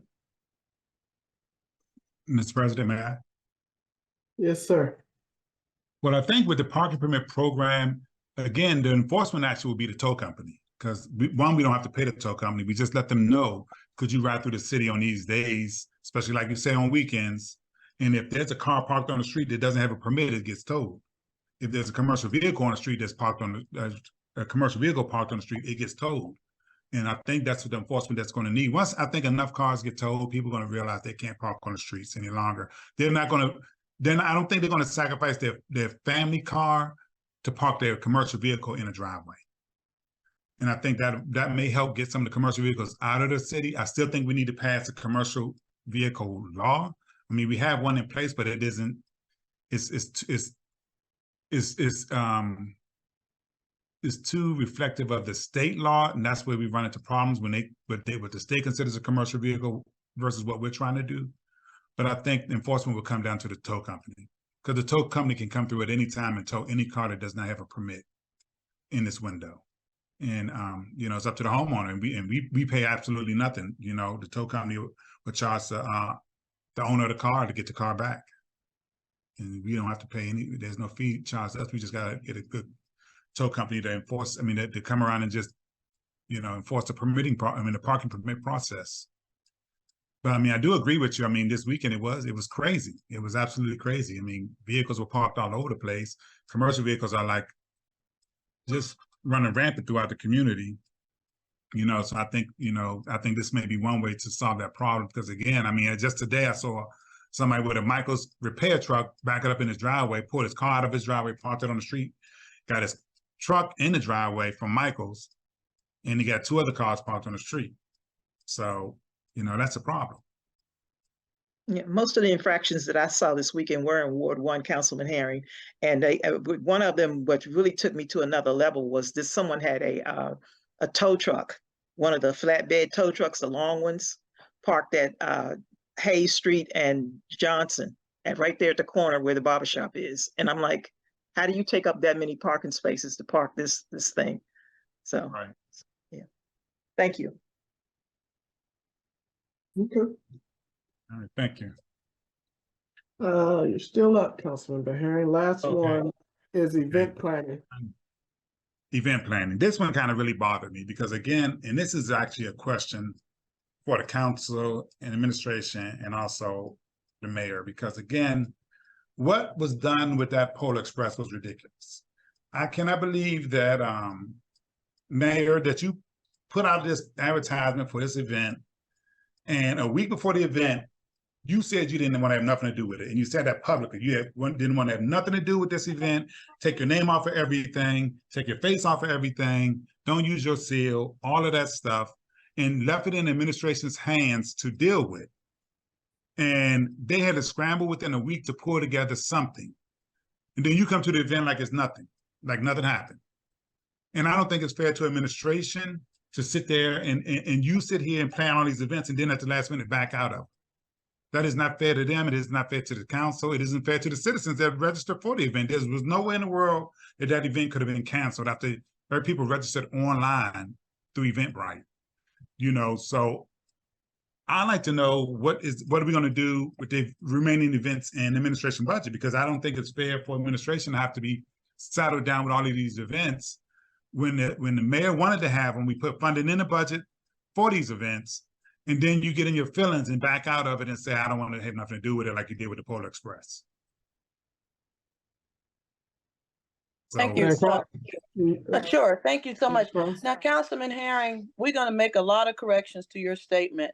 The mayor of the city of Glenarden has 0 special events budget. While we permitted to submit in June for special events, the city council actually denied the mayor to have special events. And as a result, I have 0 special events money. In fact, you took all of those recommendations and dispersed them between the city manager and the administration, as well as the chief of police. So they are the budget holders, and at which case the money is in their budgets. I don't have a dime. Now, one thing that I have always said is I'll support and did provide the city manager as well as the Gold Room coordinator, Ms. Bond, the full plan as well, Mr. Jordan, the full plan, the ideas and all of what's required to make the city of Glenarden Polar Express a success. What happened was a tragedy because that plan was ignored. It was not funded. And therefore, the city administration took their own approach to the city Polar Express. That was not a Mayor Cross event. It was not sponsored by Mayor Cross. And though Mayor Cross was thrown under the bus, and again, thrown under the bus by you, Councilman Herring, which you know all this, I pray. We did not have a dime, nor did the mayor have any input or say so into what happened with that Polar Express. So I arrived like it was not known because it wasn't coordinated well. It wasn't provided the way that Mayor Cross does events, and our children got nothing. Santa Claus was put in the hallway. I'm as appalled as you are because the Polar Express was a creation of the mayor back when the city council was playing fair and not playing bullies against the mayor. The mayor hasn't received a single dime for special events, folks. So if anything happens as far as the Mayor Cross and special events, I'm paying out of my pocket, which the city council knows. And over the course of this last year, my husband, Mayor Cross, Mr. Cross, Leclerc, and Zafira have paid $30,000 to support programming that the council refused to pay for, including sending the mayor to programs and events and conferences that are required for the mayors to attend to represent the city of Glenarden. Now, we want to talk dirty. I need the city council to stop playing dirty and start playing fair. So that was not a Mayor Cross event. It was handled by the administration, and what you got is what you got. You paid for it. You didn't give the mayor a dime. And I was very appalled by it myself because our babies are my first priorities. Our seniors and our families are the growth of our community. And we have not taken an appropriate stance to support them through COVID or any other programs. But the mayor doesn't get a say-so at the city council's table. Thank you, Mayor Cross. Mr. President, may I? Yes, sir. Okay, first of all, Mayor, I do want to thank the administration, Ms. Bunn administration, who did a really excellent job on that event with that last minute notice. The children did have a very good time. Children enjoyed themselves. They had a nice time, and you know, it ain't all. And my thing is, Mayor, it isn't always about giving people something. It's also about people coming together as a community and just enjoying each other's company, and that's exactly what they did that day. So the event was not one of your spectacular big TV, big screen TV giveaways. But the children there had a really nice time and they enjoyed themselves. And I think that the staff did an amazing job after being thrown under the bus at the last minute to do this event. Now I'm gonna say this because I'm not sure. You keep saying that, but you need to stop. You're not thrown on the bus. It's been in your budget. That is not Mayor Cross's fault. I want order. Thank you, Councilwoman Guillaume. Now, Mayor Cross, hold on a second, Ms. Herron. Okay, all right. Mayor Cross, you said a lot. And though some of what you said wasn't even pertaining to what Mr. Herron was talked about, I kindly let you finish your statement. Please, again, I've said this to you before in previous meetings. Do not interrupt. Now, if you want to say something, put your hand up. I'll call on you if necessary, but no one interrupted you. Please do not interrupt the piece of the meeting. I will call on you if Mr. Herring has another question pertaining to you, but he didn't interrupt you. Please don't interrupt him. Thank you. Councilman Herring. Yes, I just want to make a clarification because I really am tired of the mayor making this accusation about the council taking away her funding. The council moved the money from the executive budget to the administration budget. Now the mayor goes all around the state saying she's the chief executive officer. She has oversight over the administration. She just sent the email out blasting administration about reports. We moved that money to administration, Mayor, to give you additional administrative support. So you're getting more money now to do your events under administration than you did when you had it under your budget. So the money is there, and I know for a fact we sat there and said, Mayor, we're going to move this money under administration. You can still do your projects, but you're going to have administrative support that is needed to do this and then we can also have a trail of how money is being spent and where it's going and everything else. Because again, you keep on saying you spent $30,000, and I haven't seen a receipt yet to say you spent $30,000 on anything. And most of the things you get from what you were saying before was it was donations. But again, that's not true. We've given you money for your events, and they under administration. You say you're the chief executive officer. You just want it under your budget so that you can say it's your program instead of just doing a program for the community and just letting the credit fall where it may. You need administrative help, then that's what you got. You know, Council they can President? help you out or not. They did everything. They did everything they needed to do for that Polar Express. And you could have, and if you would have worked with them, it could have been a big event like you normally had it. Your name was already out there on it.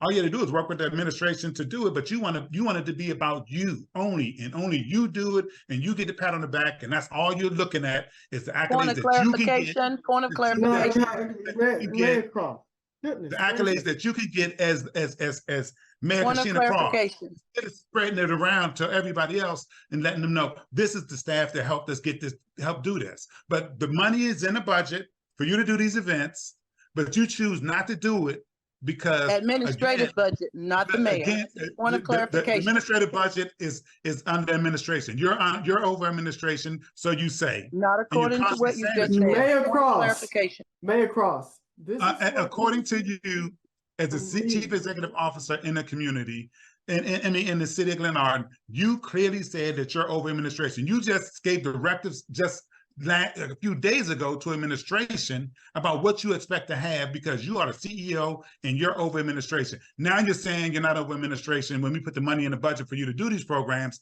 because it ain't under your budget. You don't want to do it because I guess this is like high school. Oh, it's not y'all not playing fair. I'm going to take my ball and go home. Y'all go do something else. Y'all go find a rock to play with instead of just having the event like it's like where the money is funded from. You give me that kind of money, I'm gonna fund it. If it's for the community, I'm gonna give it. I'm gonna get a community what I put in the budget. I don't care. And if the administration helped me out, great. That's more help I need and less things I got to worry about. But see, you don't want that. What you want is notoriety. And that's what your problem is now. It's going around here, just want to be notoriety, want people to say, look at me, look at me, look at me. But it's not about you, Mayor. It's about the citizens of Glenarden. And I've said that before, and I told you that when I sat down originally with you, I will support you with whatever I have, but I will not let you use the citizens of Glenarden for your own personal means and your own personal endeavors. Thank you, Mr. President. Thank you, Councilman Harry. Mayor Cross, before I let you go, please, I don't know in what plainer English I can say in that just respect when other people are speaking. In my estimation, there was some untruths to what you said, but I never interrupted you, nor did any other council member interrupt you. Now, I'm going to let you respond, but I will hope that going forward, you will, speak, and then when you finish, you will listen to others. And if you cannot do that, I've been lenient. If you cannot do that, then and you keep on interrupting, then I'm forced to remove you, which I do not like to do. So please, do not interrupt anymore. You can. I don't know if there was a question for Mayor Cross, but Mayor Cross, I'll give you 60 seconds to respond, and then we can move on to another comment.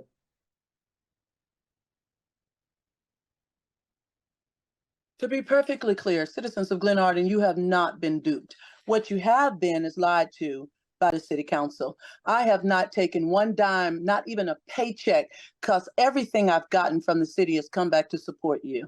Over 5,000 of you have received support over the last term of this mayoral administration. Not only that, but there's legislation passed by your city council that took the administration and put it under the city manager's regards. Therefore, yes, the mayor is the chief executive officer of the city, and yes, is responsible to responding to the executive staff at the state and the district and the county level, which we do, which the city council in this regard has tried to even stop the city managers from reporting. Now, the city manager does have a requirement, and the councils knows this in the charter of the city of Glenarden, to keep everyone informed for the holistic approach of government. But what is happening is the city council wants to be informed while the mayor stays outside. Your Polar Express and any other program, when it has the mayor's support, you know exactly what you're going to get. What I will say is where there isn't an authority for me to handle the money, that has nothing to do with look at me and look at my pride. That has nothing to do with it. Because as I said, I don't know you or any receipts, Councilman, relative to anything I pay out of my household, because that's just meaning my children don't have $30,000 for their college education because I'm sinking it back into the city of Glenarden. My love love for this community goes deep and it burns large, and I'll do what's required to continue to support people. And we have helped keep 4 families off the streets while there was money available wasn't provided. We have helped feed families, and we have given out over 7,000 pounds of school supplies and clothing and food. I've done it all behind the scenes because of the Bible say the left and the right shouldn't always know what's happening, particularly if the city council doesn't give me money.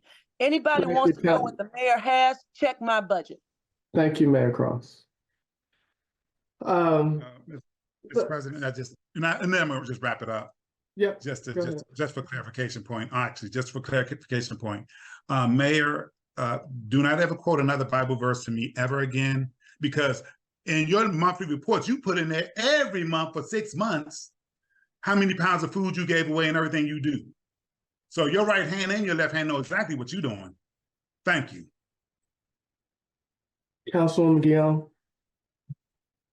Thank you, Council President. I know you said you wanted to wrap this up, but I apologize. I do have to ask a question since there was something that was stated against the administration by the mayor. So I wanted to just get a point of clarification off of that. The office of the mayor stated that the administration was supposed to do certain things and they didn't do it, and that's why they withdrew. Can I hear what those things were? Ms. Habita, do you know what those things were? Are you asking what Were was you- requested of us in terms of? What was requested? There was a statement that was made that stated that they withdrew their names and wanted their seal removed, et cetera, because of the administration not doing what was suggested or something along those lines. I think the only point of contention was regarding proposal that was submitted and by Cross Entertainment that I informed the mayor would have been a conflict of interest for an event that she was sponsoring or working on, that her husband would be paid for some of the activities and the equipment.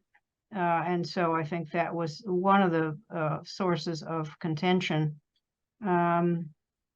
in part, so that it seemed to me to be clearly a conflict of interest for a family member to benefit from something, and there may have been a miscommunication on that, but other than that, there was there was no other thing that I can think of. Was there a request by the administration for this, or was it recommended? Well, there was an acknowledgement that that the Cross Entertainment had provided this service in the past, and the proposal that came from Cross Entertainment was to be paid, and the decision was made that couldn't see doing that ethically without having a problem with the ethics ordinance of that the city had just finished adopting. So there was a point of contention over that, but other than that, we had access to all of the usual decorations for the Polar Express, for all of that. We had found at she had told us, had told Jordan, to go with the same game plan, which is what we did in terms of pulling all of the decorations for the Polar Express to get them ready to be set out. Okay. Okay. I don't know, and that's the only thing that you can think of as far as point of contention? Yes. Okay, I don't know if the mayor has anything, if there is anything else on the mayor's list, but I do want to say that I do believe that the event was very well done, in spite of what you all had to do at the last minute. Thank you, Councilwoman Guillaume. And just Councilwoman, Forgive me, Council President, Councilwoman Guillaume, I'd like to respond to her. That's fine. Thank you. So Councilwoman Guillaume, relative to Cross Entertainment, there has always been support to the city of Glenarden's children and programs, and that support has always come as gratis. But what was requested was a proposal, a request for proposal from the city of Glenarden administration, as well as Ms. Bond, directly to Cross Entertainment for an actual cost proposal. And what they did was they tried to match everything that Cross Entertainment would normally provide gratis to the city. The Cross Entertainment has not taken a dime from any of the things that they have done for the support of the city. But this is what I'm talking about. It was sneaky, underhanded, and it was absolutely tragic, because what they should have said was, hey, we are looking for support. We understand that you've supported gratis to the citizens of Glenarden. We're going to do Polar Express again. But what they're acknowledging is that, yes, they were in charge. What they're failing to say, Councilwoman Guillaume, is they control the budget. There wasn't anything that we could pay or do anything. What they wanted was a private industry to give a proposal and then give it for free. You don't make a request for a proposal and then turn around and say, oh, we want you to do this for free now that we know what you got. That's not how we run business. It was a tragic way of doing things. And they could have just said, we're going to run the Polar Express. Here we go. Let's do everything the way we've always done it. But they tried to run it by a professional business. And when they did that, they created the conflict of interest. And I told them at that regard, you cannot use that particular proposal at this point. And so therefore they didn't even ask, well, what else can we do? This is money that you as a city council provided in June, July of 2023. There was no reason why it was down to the wire, cutthroat, because we knew everything was coming 4 months ahead. That was a lack of planning. And I really am appalled by the fact that Councilman Herring would try and throw me under the bus when he knows that any event I've done has always been by a matter of heart and not just circumstance. And therefore, it would have been supported exactly the way it's always been, but they tried to run it as a professional proposal. When you run it as a professional proposal, you get a proposal back with a professional response. And that's where they went wrong. So, I just wanted to acknowledge that. Honestly, I'm appalled by this entire segment of the meeting. And I thought that, well, Happy New Year, because everything was going well right up until this point where, you got a council member wanting to throw the mayor out. And the truth is, I've never sought glory or accolades from anyone. I've given my entire self to this job, including my finances. And as I've stated, my $298 I'm supposed to make a month comes right back into programs. We're going to do another program February the 3rd, Creative Youth Arts Summit and Conference, where we will be bringing in entertainers so that our children who have found their heart, passion, and soul in entertainment and fashion industry can have mentors to actually train them, guide them, and build them. And guess who's paying for that? Mayor Cross. There's a dime in the mayor executive budget to support it. But there is over $50,000. Thank you, Mayor Cross. Put in other programs. Thank you. And thank you, Council President. Just for clarity, were you told that it would be unethical to use to have Cross Entertainment to do the service? Thank you for that question. They should not have even requested if that was their intent. No, that's not my question. No. There's no need to be told. I told them. Point of order. But they made a request anyway. No, I just asked a simple question. I just wanted to know if you were ever told that it would be unethical for you to recommend Cross Entertainment because of the familial ties. That's all. That's just like yes or no. And if it's no, it's no. If it's yes, it's yes. That's just it. I know Councilwoman Fareed has her hand up, Council President. I just wanted some clarity, just yes or no. There is no yes or no to that. I didn't recommend it. What I gave them was the proposed, what we have always done. The city administration took their own actions. And as a result, they need to own those actions. Thank you. And not try and pin them on the mayor. Thank you. Just, I'll let Councilman Fareed, you'll go, I'll go last. Thank you, Council President. Just in terms of the city receiving donations, I do believe that when we receive donations, whether they be physical or donations in kind of services, that we still need to track the fair market value of those services. I don't see the treasurer online, but I maybe City Manager Habita can speak to that. And if not, we should look into that and get back to it, because I do believe that, again, even if we're given donations, whether it be of time or actual goods, we still need to know the value of those services so that we can report on them properly. I don't believe we can just accept free services. Yeah. I'm sorry, Ms. Habita, did you have anything to say?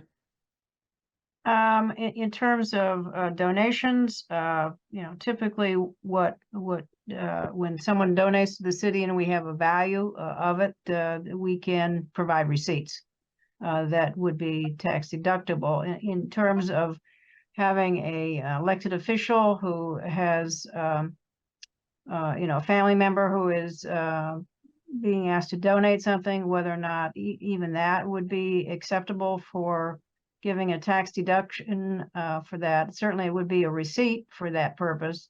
And I understand how frustrating it must be to not to have a business in the community acknowledged. It's just the relationship with an elected official is where it gets kind of sticky for me. And in terms of the clarifying on the request for a proposal, it's still not clear to me whether or not we requested it of either Jordan, or I know I didn't request a proposal from Cross Entertainment, and maybe the assumption was by staff that the what was going to be proposed was going to be provided at gratis. But then staff came to me and asked the question, have you seen this proposal? And it was a cost proposal. And I said, no, I hadn't.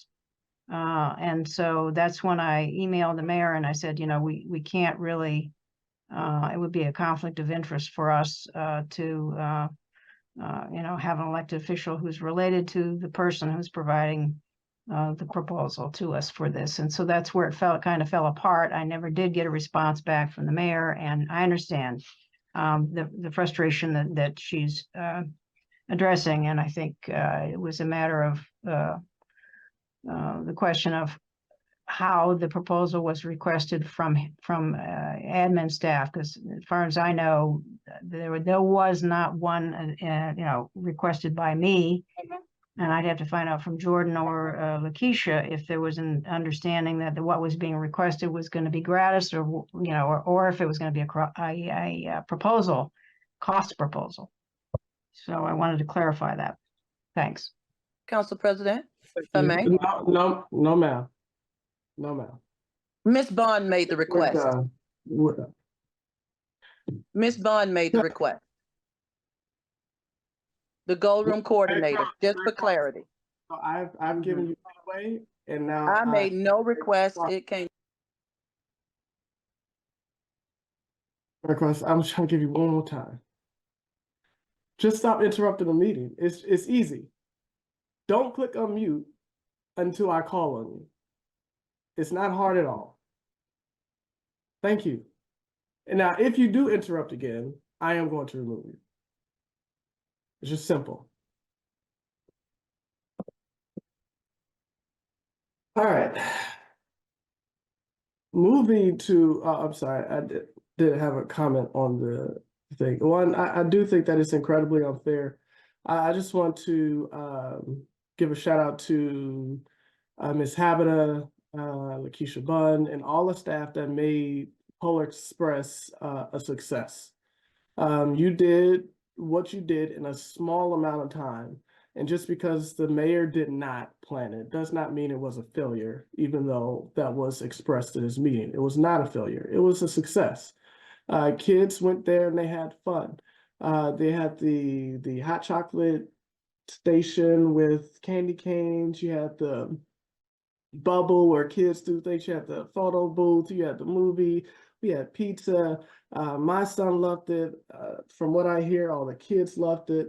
So I just want to say, one, just thank you for that. Second, I want to apologize to the administration because I do think that you've been unfairly thrown under the bus. I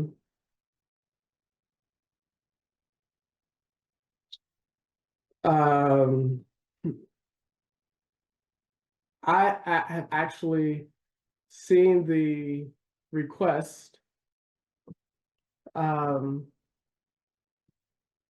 the administration asking if there are any recommendations from the mayor of, who could help out. And the mayor responded, oh, Cross Entertainment can help out. And that is when Cross Entertainment sent in a proposal by which we had just, and the mayor knows this very well because her signature should be on the law that we pass, that you simply cannot do that. And I saw where the city manager replied to the mayor, I'm sorry, mayor, we cannot use your husband to for this event at, I think it was like $2,000. Because Point it of is clarity. unethical. Because it is unethical. Point of clarity.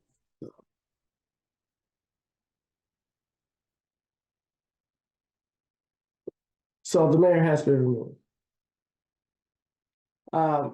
We actually have the email that shows this part. So I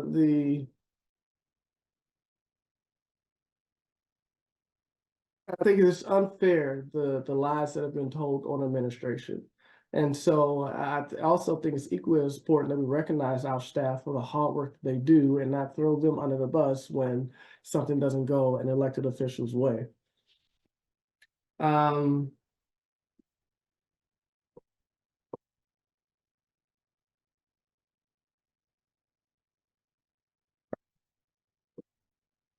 I can share that at the next meeting.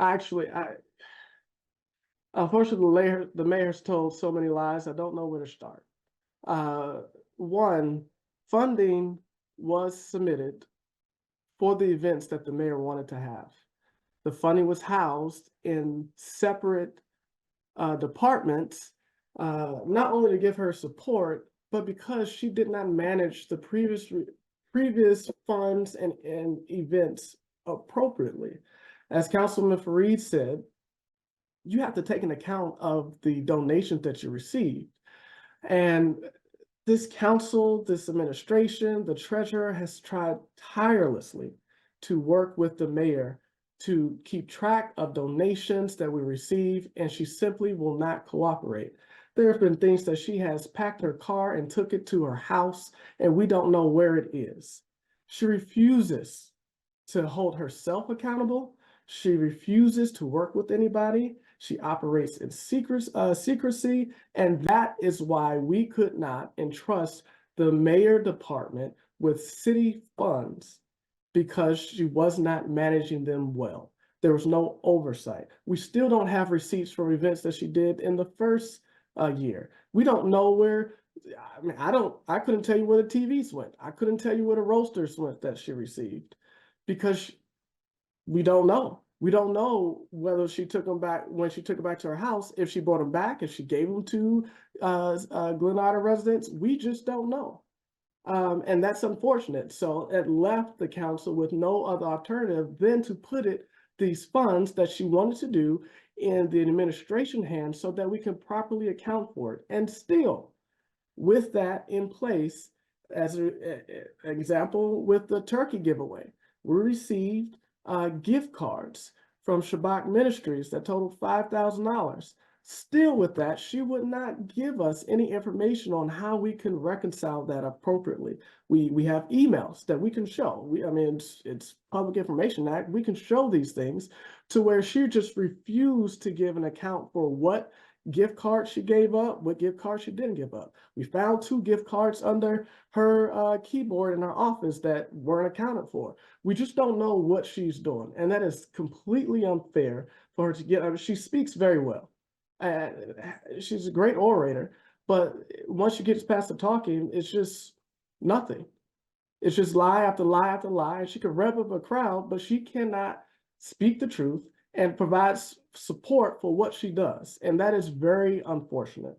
And so with that, she left the administration on the hook for the Thanksgiving turkey giveaway. She dropped out. She did not provide oversight, and she left them on the hook for the Polar Express. And I have expressed to the mayor, just because she's not the face of the event does not mean that she cannot still lead from behind. And because she can't be the face and lead from a front, she refuses to do anything else because she does want recognition. And that is unfortunate, at least in my observation.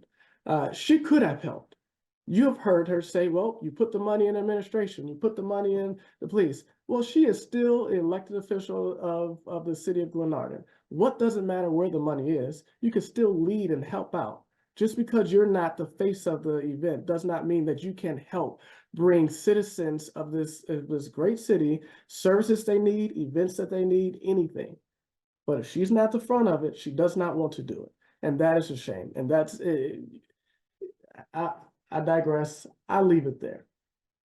As I've said before, I refuse to keep to go back and forth. I don't want to throw dirt. These are just facts. And I can pull up emails and present them as facts. So with that being said, and there's no record of $30,000 being spent on citizens. I don't even know if any events that citizens have received $30,000 from the mayor. And just in general, if you spent $30,000 from your own children's college fund, that's just mismanagement. That just doesn't even make sense.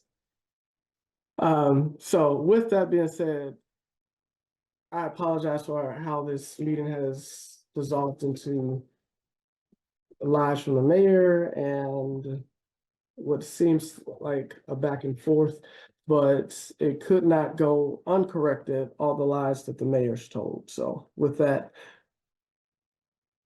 Mr. Herring, do you have any other comments on event planning before we move on? Councilman Herring.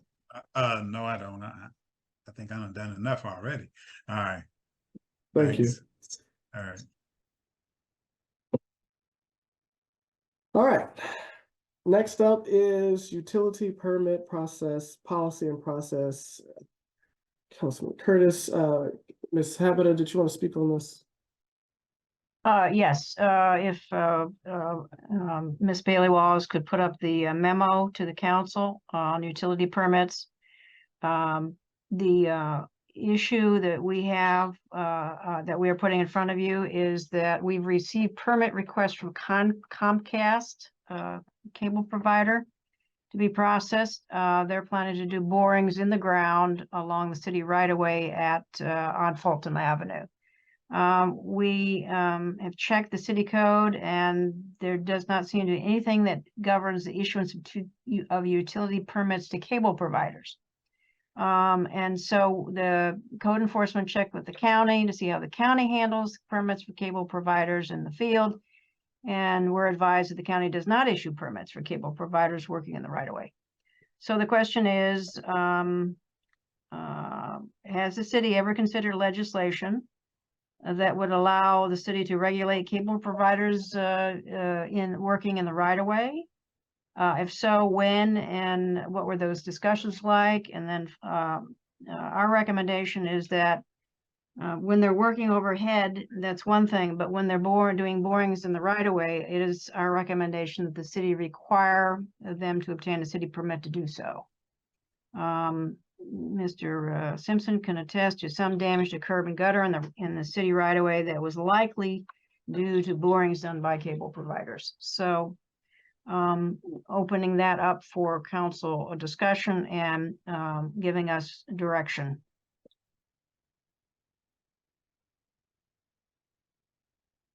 Oh, I'm sorry, Councilwoman Jones. Thank you, Council President. I just need clarity, Ms. Habita. You say they're digging in the ground, so if they're gonna dig in the ground, wouldn't they have to call Miss Utility to come out and put the markings as to where the water, gas, and electric is, that is already in, that some of the utilities that are already in the ground? Yeah, it's typically it's going to be right near or next to a telephone pole. And yes, they certainly would have to probably get Miss Utility out. Thank you.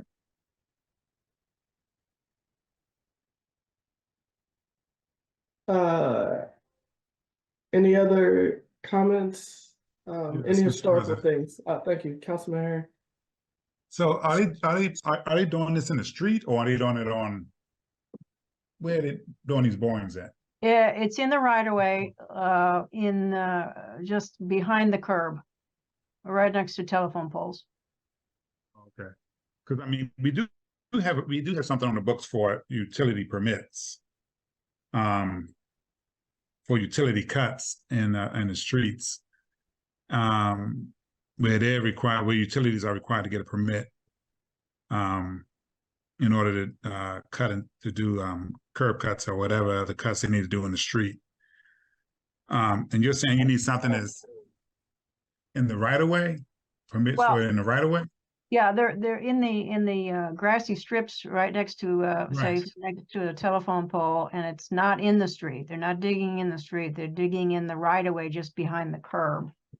And Mr. Simpson could probably chime in on if he wants to explain it better than what I've done. But in terms of regulating cable providers in the right of way, code enforcement is not reading that in what's in the city code currently. And so we are asking the question, is there any history of, was it council's intent to regulate the cable providers in the right of way, just like any utility? Because they're technically, you know, they're not like a utility like Pepco or BG&E or WSSC or the gas company.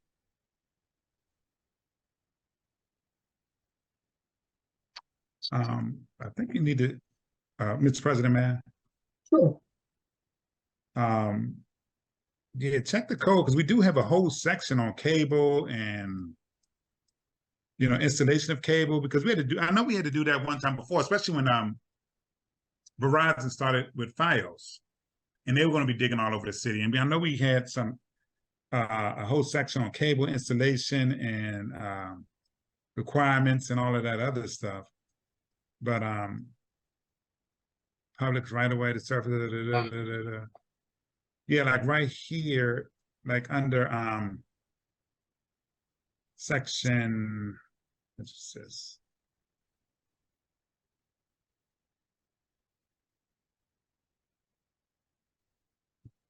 Hold on a second. 56-1. 56-1. Okay, we'll take a look. 56 under cable communications. Okay, cable communications. Yeah, it's chapter 56 in the code, and it has a whole section on public right of way. What constitutes the public right of way? Because I know we had to do that because we didn't want them just running cable all through the city without no regulation and digging up people's property and everything. But check that out and see what's in there. See if it may address some of your concerns, and if not, then we can modify that, I'm assuming. Well, the question on the staff had is that they have not seen a permit figure, a permit cost figure anywhere. And we can't go by what the county does because the county doesn't regulate cable in the right of way. That's what we're being told anyway. But then don't our code say if there's not a permit fee there for a certain thing, then it's a flat $200? Well, we'll check it. Let's see. Mr. Green, you're here. Can you give us, and Mr. Simpson too, on cable? As I recall, you had told me that you could not find fees for cable working in the right of way. Is that accurate? You're both muted. I don't know anything about that. Mr. Simpson. Good evening. Yes, no, I hadn't seen anything either relating to permit and the permit fees for the cabling boring. Okay, so it may be that, okay, Mr. Herring, we'll look and see if we can use the $200 figure that you had mentioned as is the baseline kind of thing. And I just want to be on legal ground here, and maybe I should talk to the city attorney to see, you know, they've been bugging us for months. When can we get a permit? And, you know, we're trying to, we've got the plans, we know where they're digging and all of that. We just don't know what to charge, kind of thing. So any help that we can get on that, and we'll take a look at the $200 as a base figure. You know, it's one of those things where I suppose we could decide on administratively what to charge, but you know, obviously it's also got to be legal, and if it needs council to act, then we don't want to go ahead and then have a problem down the road. Okay. So I guess what we'll do next, we'll check on the $200 base figure. We'll also between now and the next meeting, and also check with the attorney on on the section 56-1, if they give us enough. I mean, maybe we're setting the fees administratively. I mean, have you done that in the past? I mean, that doesn't require an ordinance, the council to declare what the amount is. I mean, we can figure out a fee based on, you know, maybe even a bond if they do damage. That's a question for Councilman Herring Jones or Vice President Ferguson. I don't know if I don't recall it. I've only been on council for 2.5 years. All right. We'll see what we come up with, and we'll get back to council. Okay. Thank you. So in an effort to be transparent with people who are here still online and people who are watching via cable or YouTube, I feel the need to be transparent, so there's not a council versus the mayor, or he said versus she said. And this is shareable because it's available via the Public Information Act. So just to clarify some things, here's an email from Mayor Cross. Thursday, November 9th, 12:44 p.m. Good afternoon. Sharing the contact for the entertainment and decorating for Polar Express. Please send over a request for support for CEO Mario Cross for project pricing. Mario Cross is her husband. This is the pricing that we received from Cross Entertainment for $2,000 from Mario Cross.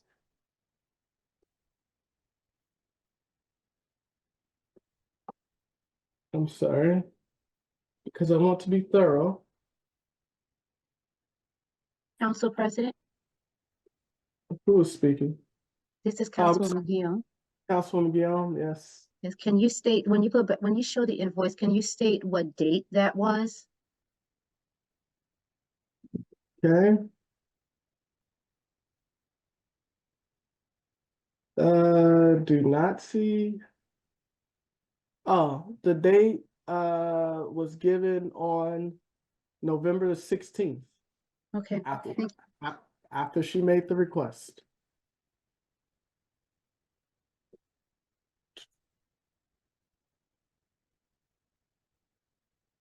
This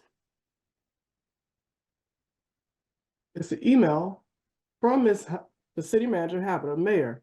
Just want to be clear on the intent of having your husband's company, Cross Entertainment, participate in the upcoming Polar Express event. The city's ethics ordinance will prevent us from engaging the services provided by Cross Entertainment for payment, given your position as mayor and the family relationship. Let me know if we're on the same page here regarding the support from your husband's company for the Polar Express event. It is after the city manager refused to act unethically, that the mayor dropped out and refused to have anything to do with Polar Express. These are facts.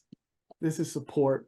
This response from Ms. Habita was on November the 14th at 1:16 p.m.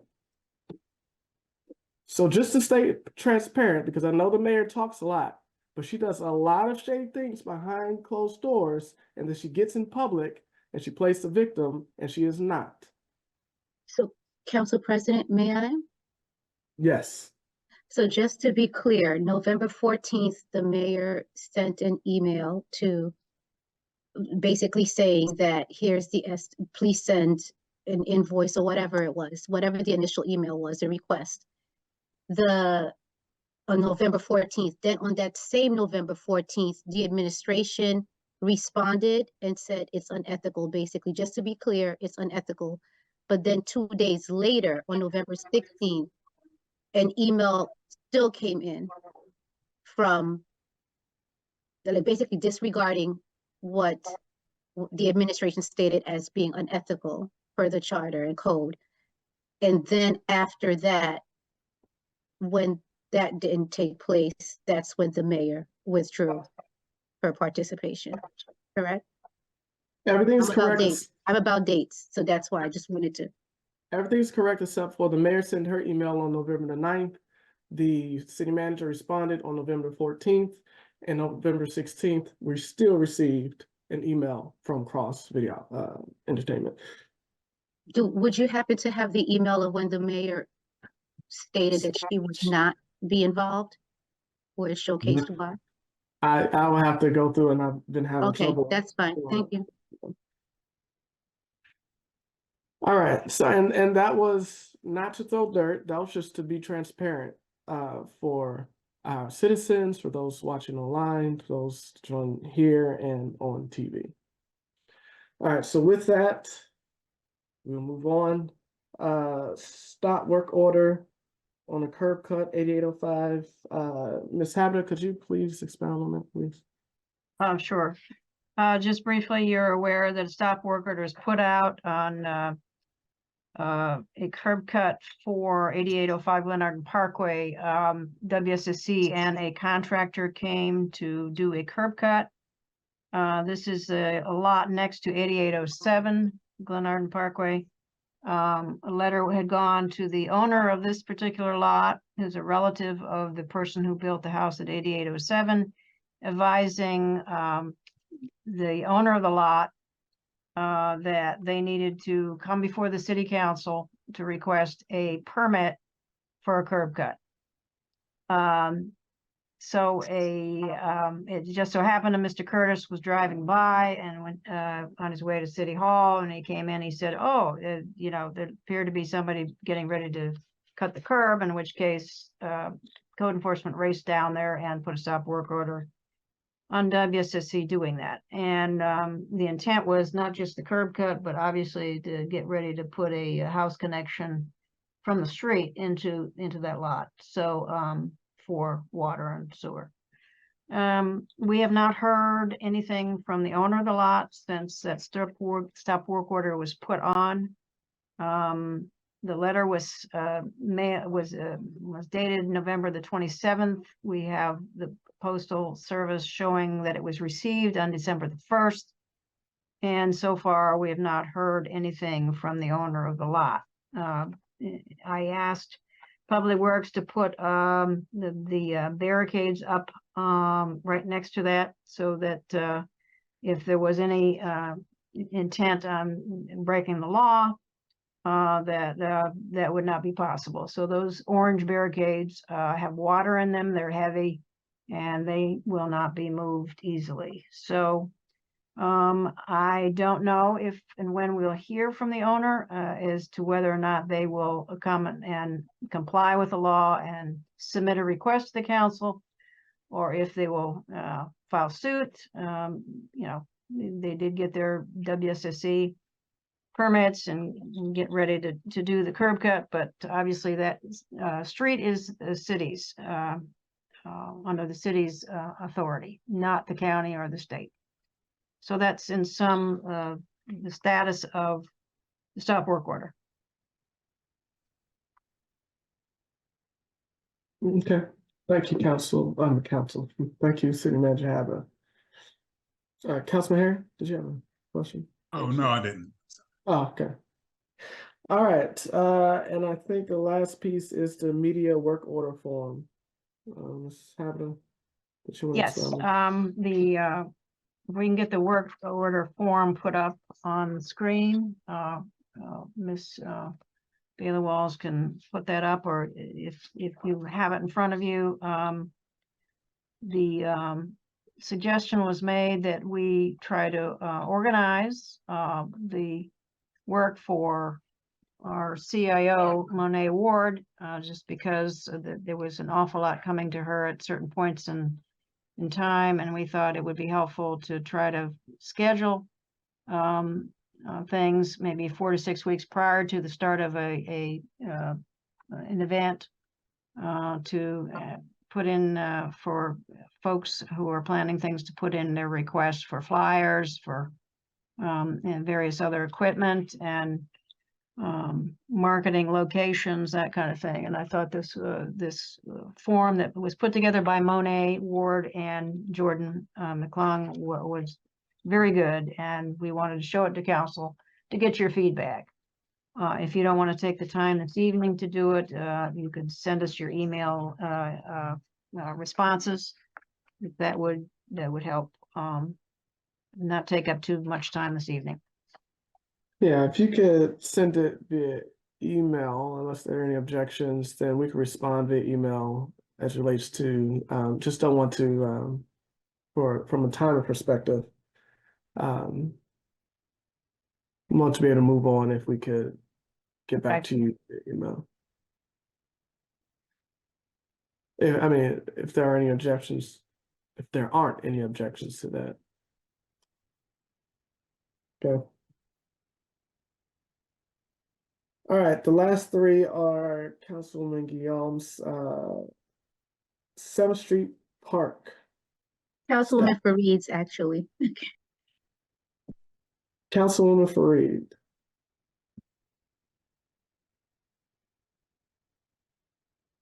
Yes, I requested a status from City Manager Habita to tell us what's going on with the 7th Street Park. I know the last we talked about it, it needed to be surveyed.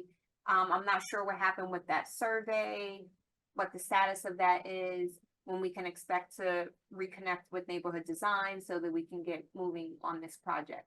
It would be great if we could get this part completed this year. Okay, you received it's actually, it was a part of the city manager's monthly report, and then the city clerk pulled it out and sent it to you individually. We have a report from Charles P. Johnson and Associates. There was a letter, and they did the survey, they did the floodplain delineation, and they overlaid the design from the neighborhood design center on the floodplain delineation, 100-year floodplain delineation map, and the park equipment is outside the floodplain. So we're clear, we don't need to do any other floodplain studies at the moment, pending a review of this information that will be sent by CPJA to DPI to ask for confirmation that what they have on paper is acceptable to DPI, and that we can go ahead and apply for permits. So the status is that they have connected with the Neighborhood Design Center. They completed the floodplain delineation. There is no impact from the placement, where the placement of the equipment, play equipment, is going to be on the floodplain. And so we can go ahead, pending their review of the drawing by the CPJA, they can go ahead and apply. We can go ahead and apply for permits pending their, CPJ is being conservative and suggesting that we send this over to them and say, we're ready to apply for permits.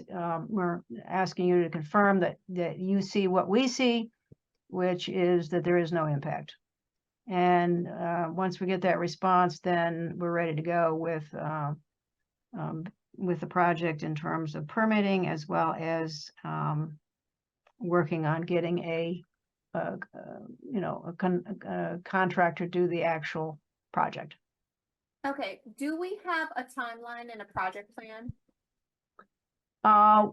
We don't yet. I mean, they're gonna submit, we had our meeting last, Charles, when was that? 2 weeks ago? We had our bi-weekly meeting, and what was gonna follow that bi-weekly meeting was to submit this drawing to DPI to have them confirm that, they agree with what the survey that was done by CPJA shows. When DPI acts on it is over the holidays.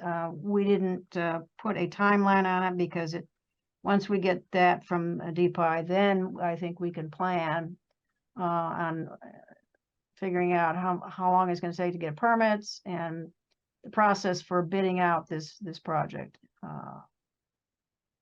So that's the short answer.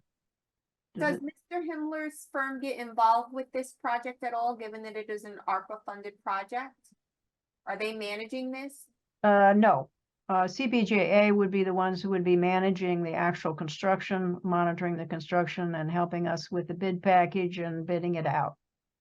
I guess I'm looking for a project manager to make sure that this continues to stay on track. I know there are a lot of priorities that the city is working on. Sure.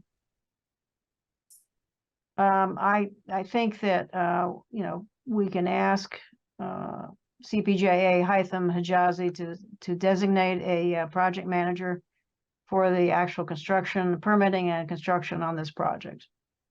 Okay, and then And in terms of staffing, it would be Charles Simpson, who would be the point person. okay, so in addition to the permitting, et cetera, there's the purchasing of the equipment and just Yes. keeping the project moving. Who would be responsible for that? Are you saying that would be Mr. Simpson? Yes. Okay. Okay. Can we get a project plan with a timeline by the end of the month? Sure. Well, it'll be an estimated one based on our conversations with CPJA. I don't know that I could project, or maybe they know better in terms of how long it takes DPI to issue permits.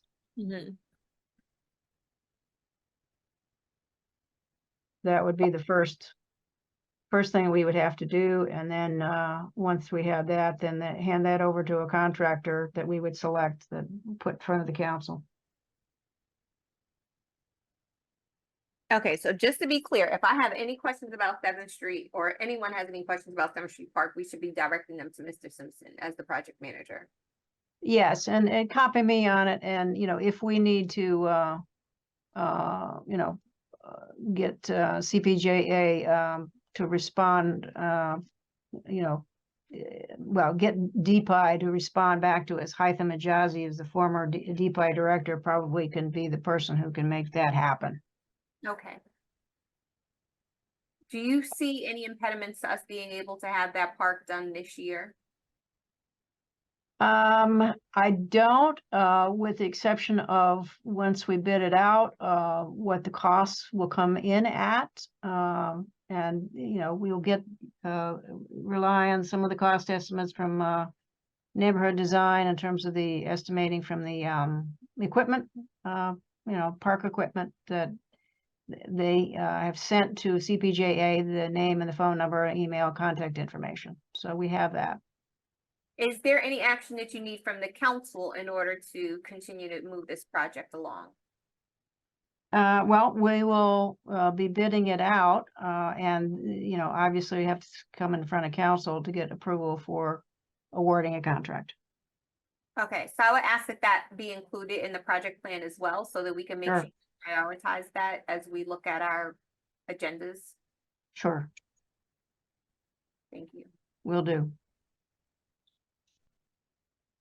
The good news is that, you know, we landed outside the floodplain. That would have really been a problem if we were in the floodplain. Yes, that's great. Councilman Free, you can go ahead and go with the next two for the farmer's market and community gardens. Oh, Mr. President, I do have a question on the Central Park status. I'm sorry, go ahead, Councilman Harris. Yeah, question. So we got a design we had the design from Neighborhood Design, correct? Yes. So we haven't been shopping that around to various playground companies to see if to get like basically a cost estimate. And a lot of times they'll do the actual architectural design layout for that project once they see what you're working with or what you're looking for. So we're going to have CPJ do all of that. I think in terms of pulling the permits, absolutely, they'll be handling that piece of it. And we do have, we do have the company that provided the, you know, the concept for the equipment, the playground equipment.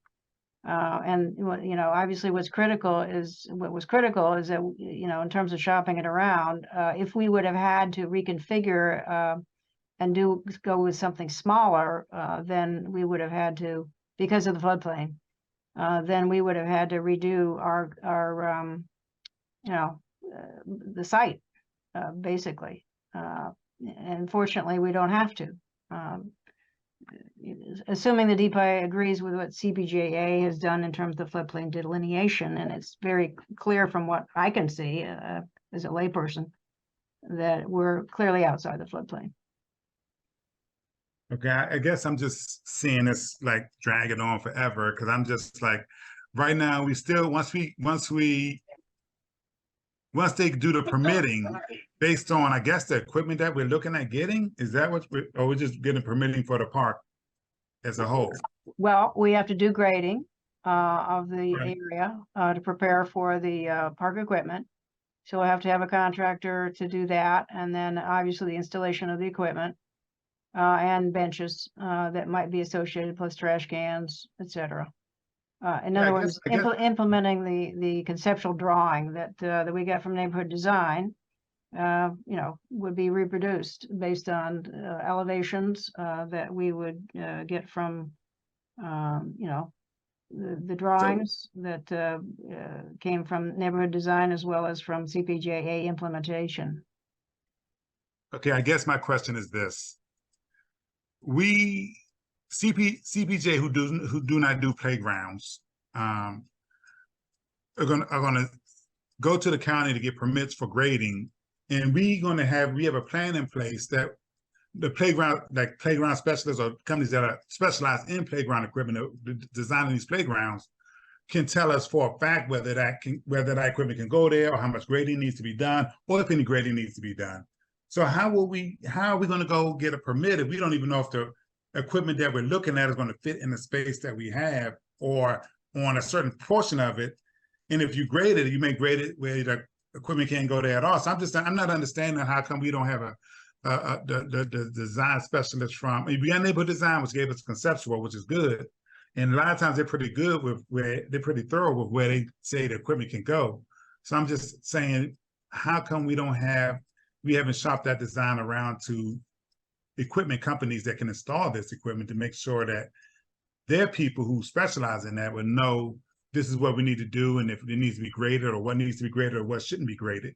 Because it's not like we're going to do that anyway. I don't care what you say. We can get we're going to pay CPJ all this money. Then we're going to go to shop it around to another company. They're going to look at it and be like, well, you know, this can't go here, but we can grade here and do this, or we can move this, or we can move that here, and we can have this equipment here, or whatever. I'm just saying it wasn't this difficult when we did that on Martin Luther King Park, and good gracious, I mean, it's small. I mean, that 7th Street is smaller than MLK, and MLK was 3 phases.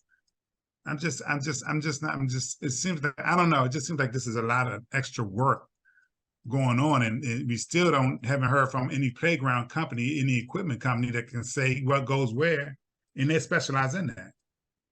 I just see this dragging on. I really do. I just see it dragging on and on and on. I thought that part would be done by now, honestly. Well, but you have Or a at least by the floodplain, spring. Mr. Herring, you have a floodplain question here that whether or not the equipment could go in there at all, given the dimensions, and we've got that clear now. So, you Well, know, I could have told you we weren't in the floodplain. I mean, Glenarden isn't in the floodplain. I mean, I didn't even know y'all looking at a floodplain. I could have told you that from when they looked at South Street Park before, that it wasn't in the floodplain. But I didn't know y'all were looking at a floodplain. But anyway, go ahead. well, it was approved by council, so that you did look at the floodplain, and it was approved for them to do the survey work. That was an expense that council approved, so. I know we approved it, but we also had it before from the Summer Street Park that was there before. I mean, the designs that was there before. So, you know. Okay. All right. It just seemed like it's taking a long time to get a small park built. And CPJ is in the middle of this, and I'm saying like that's a lot of extra expense that we may not need. When the company that you contract with could probably do all of that at once. But carry on. We'll see it in 2025 on our way out. No. It needs to be 2024. And if not, we need to know that. At the rate they're going. Councilwoman Guillaume. I'm not Councilwoman Guillaume. I'm sorry. Councilwoman Fareed. Yeah, sorry to interrupt. Yeah, no, it definitely needs to be 2024. If there are any obstacles that will prevent us from getting it done, we need to know that as soon as possible. So what I was going to just ask Ms. Habata was, in addition to the project plan, I already asked if we could incorporate council actions that are required, but that you make sure that that's aligned to the timing of our meetings, right? Because we have procedure that we need to go through in order to approve resolutions. Also, incorporating a communication plan to the community. I want to keep the community informed. I think we were doing a good job of that before, having sessions, letting the community know what's going on, but we've kind of gone radio silent in the last few months. So I would like to see how we're going to keep the citizens abreast of the progress on the park, and ultimately when we can expect to have kids on that playground. Got it. Thank you.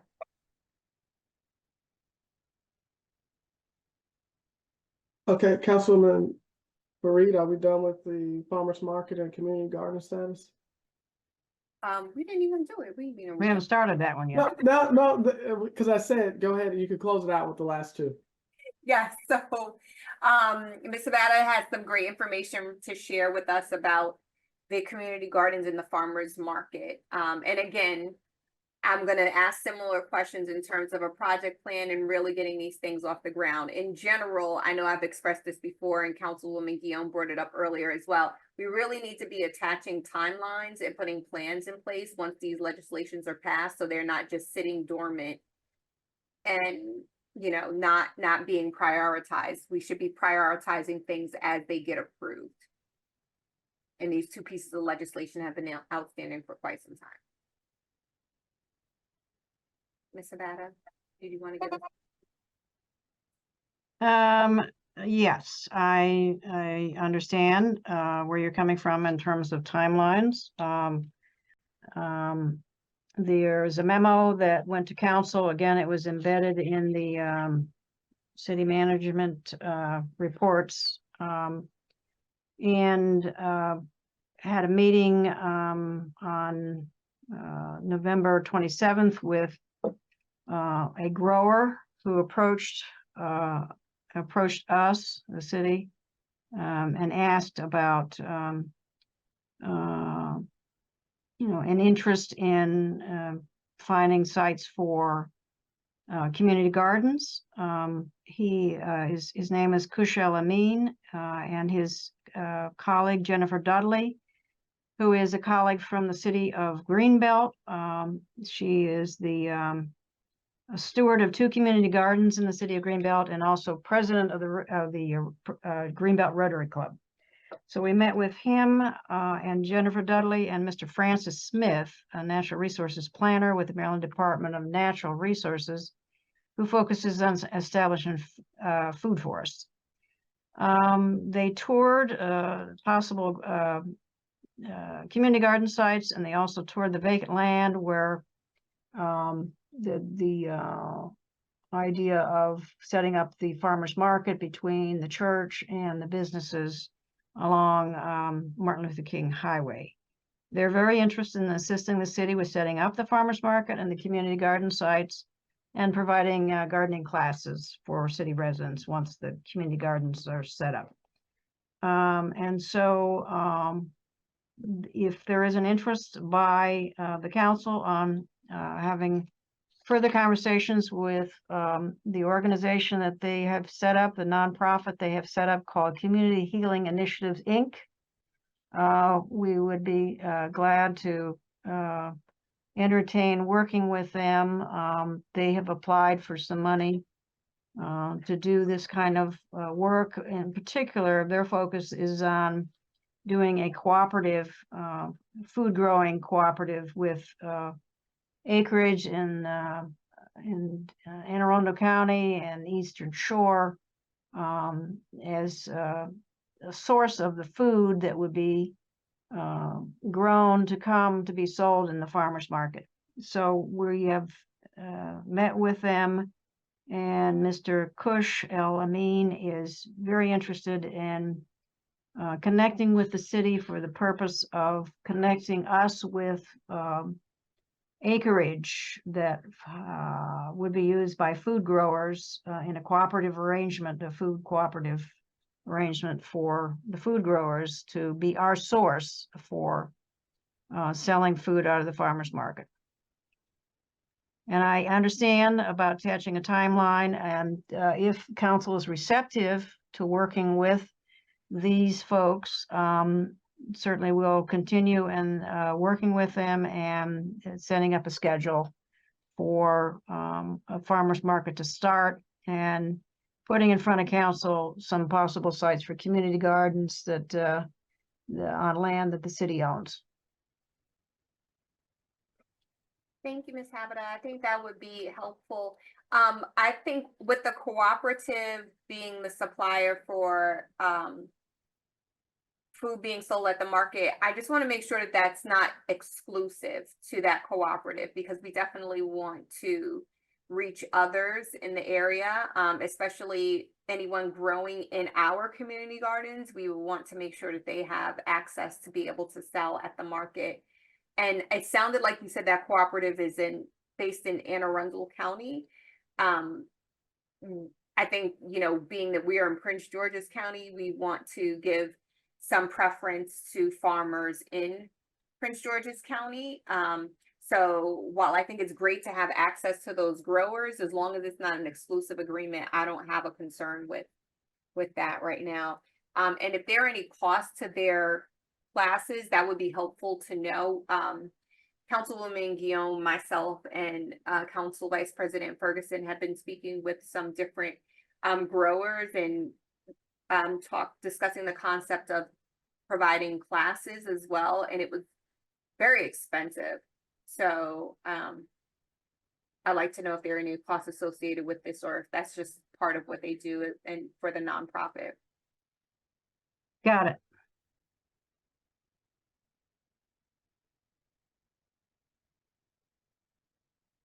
I think one last thing. I think what they're trying to do is expand so that they have multiple sources, including in the county, outside the county. And he told me on the 27th of November that they were looking at 70 acres on the Eastern Shore. So that would be one of the biggest plots of land as a possible food growing operation.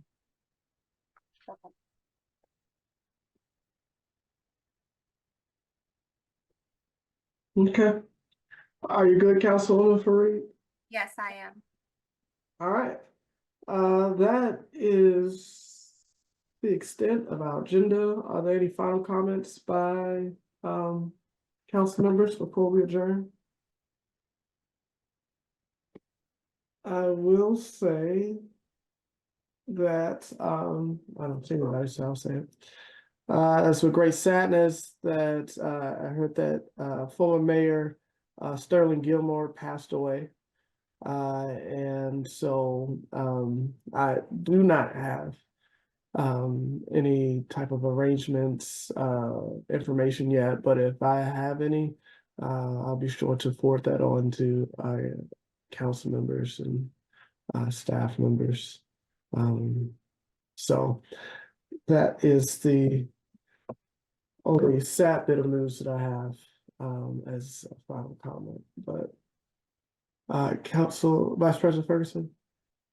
Yes, I wanted to say also that along time citizen Letitia Illy transitioned this morning as well. And keep her family in prayer. Yeah. Please keep both families in prayer. Council President, may I, as we wrap up, if that's okay? Yeah, Councilwoman Gill. I just wanted to thank everyone on council and staff and the administration for, on behalf of Council Vice President Ferguson and myself, for a beautiful night that was held on December 15th, including your words, Council President, as you introduced the evening for the holiday party. It was a beautiful time that was had. And I can't thank everyone enough, especially Council Vice President, who would entertain my calls while I would be at different time zones across the country. She would always answer my calls just so we can just make sure that we were on the same page as we tried to put this evening together. So hopefully you all had a great time. I've been hearing nothing but great things. And there is a video that's out that we will put, that I believe is going to be put out this week. But just wanted to thank the entire council and administration for doing what they did to make sure that a time was really had. That was it. Thank you, Councilwoman Guillaume. Yeah, the administration staff, they are great and can't say enough thank yous.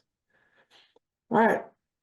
With that being said, the time is 10:06 and this meeting is now adjourned. Thank you. Have a great, Good night. great evening.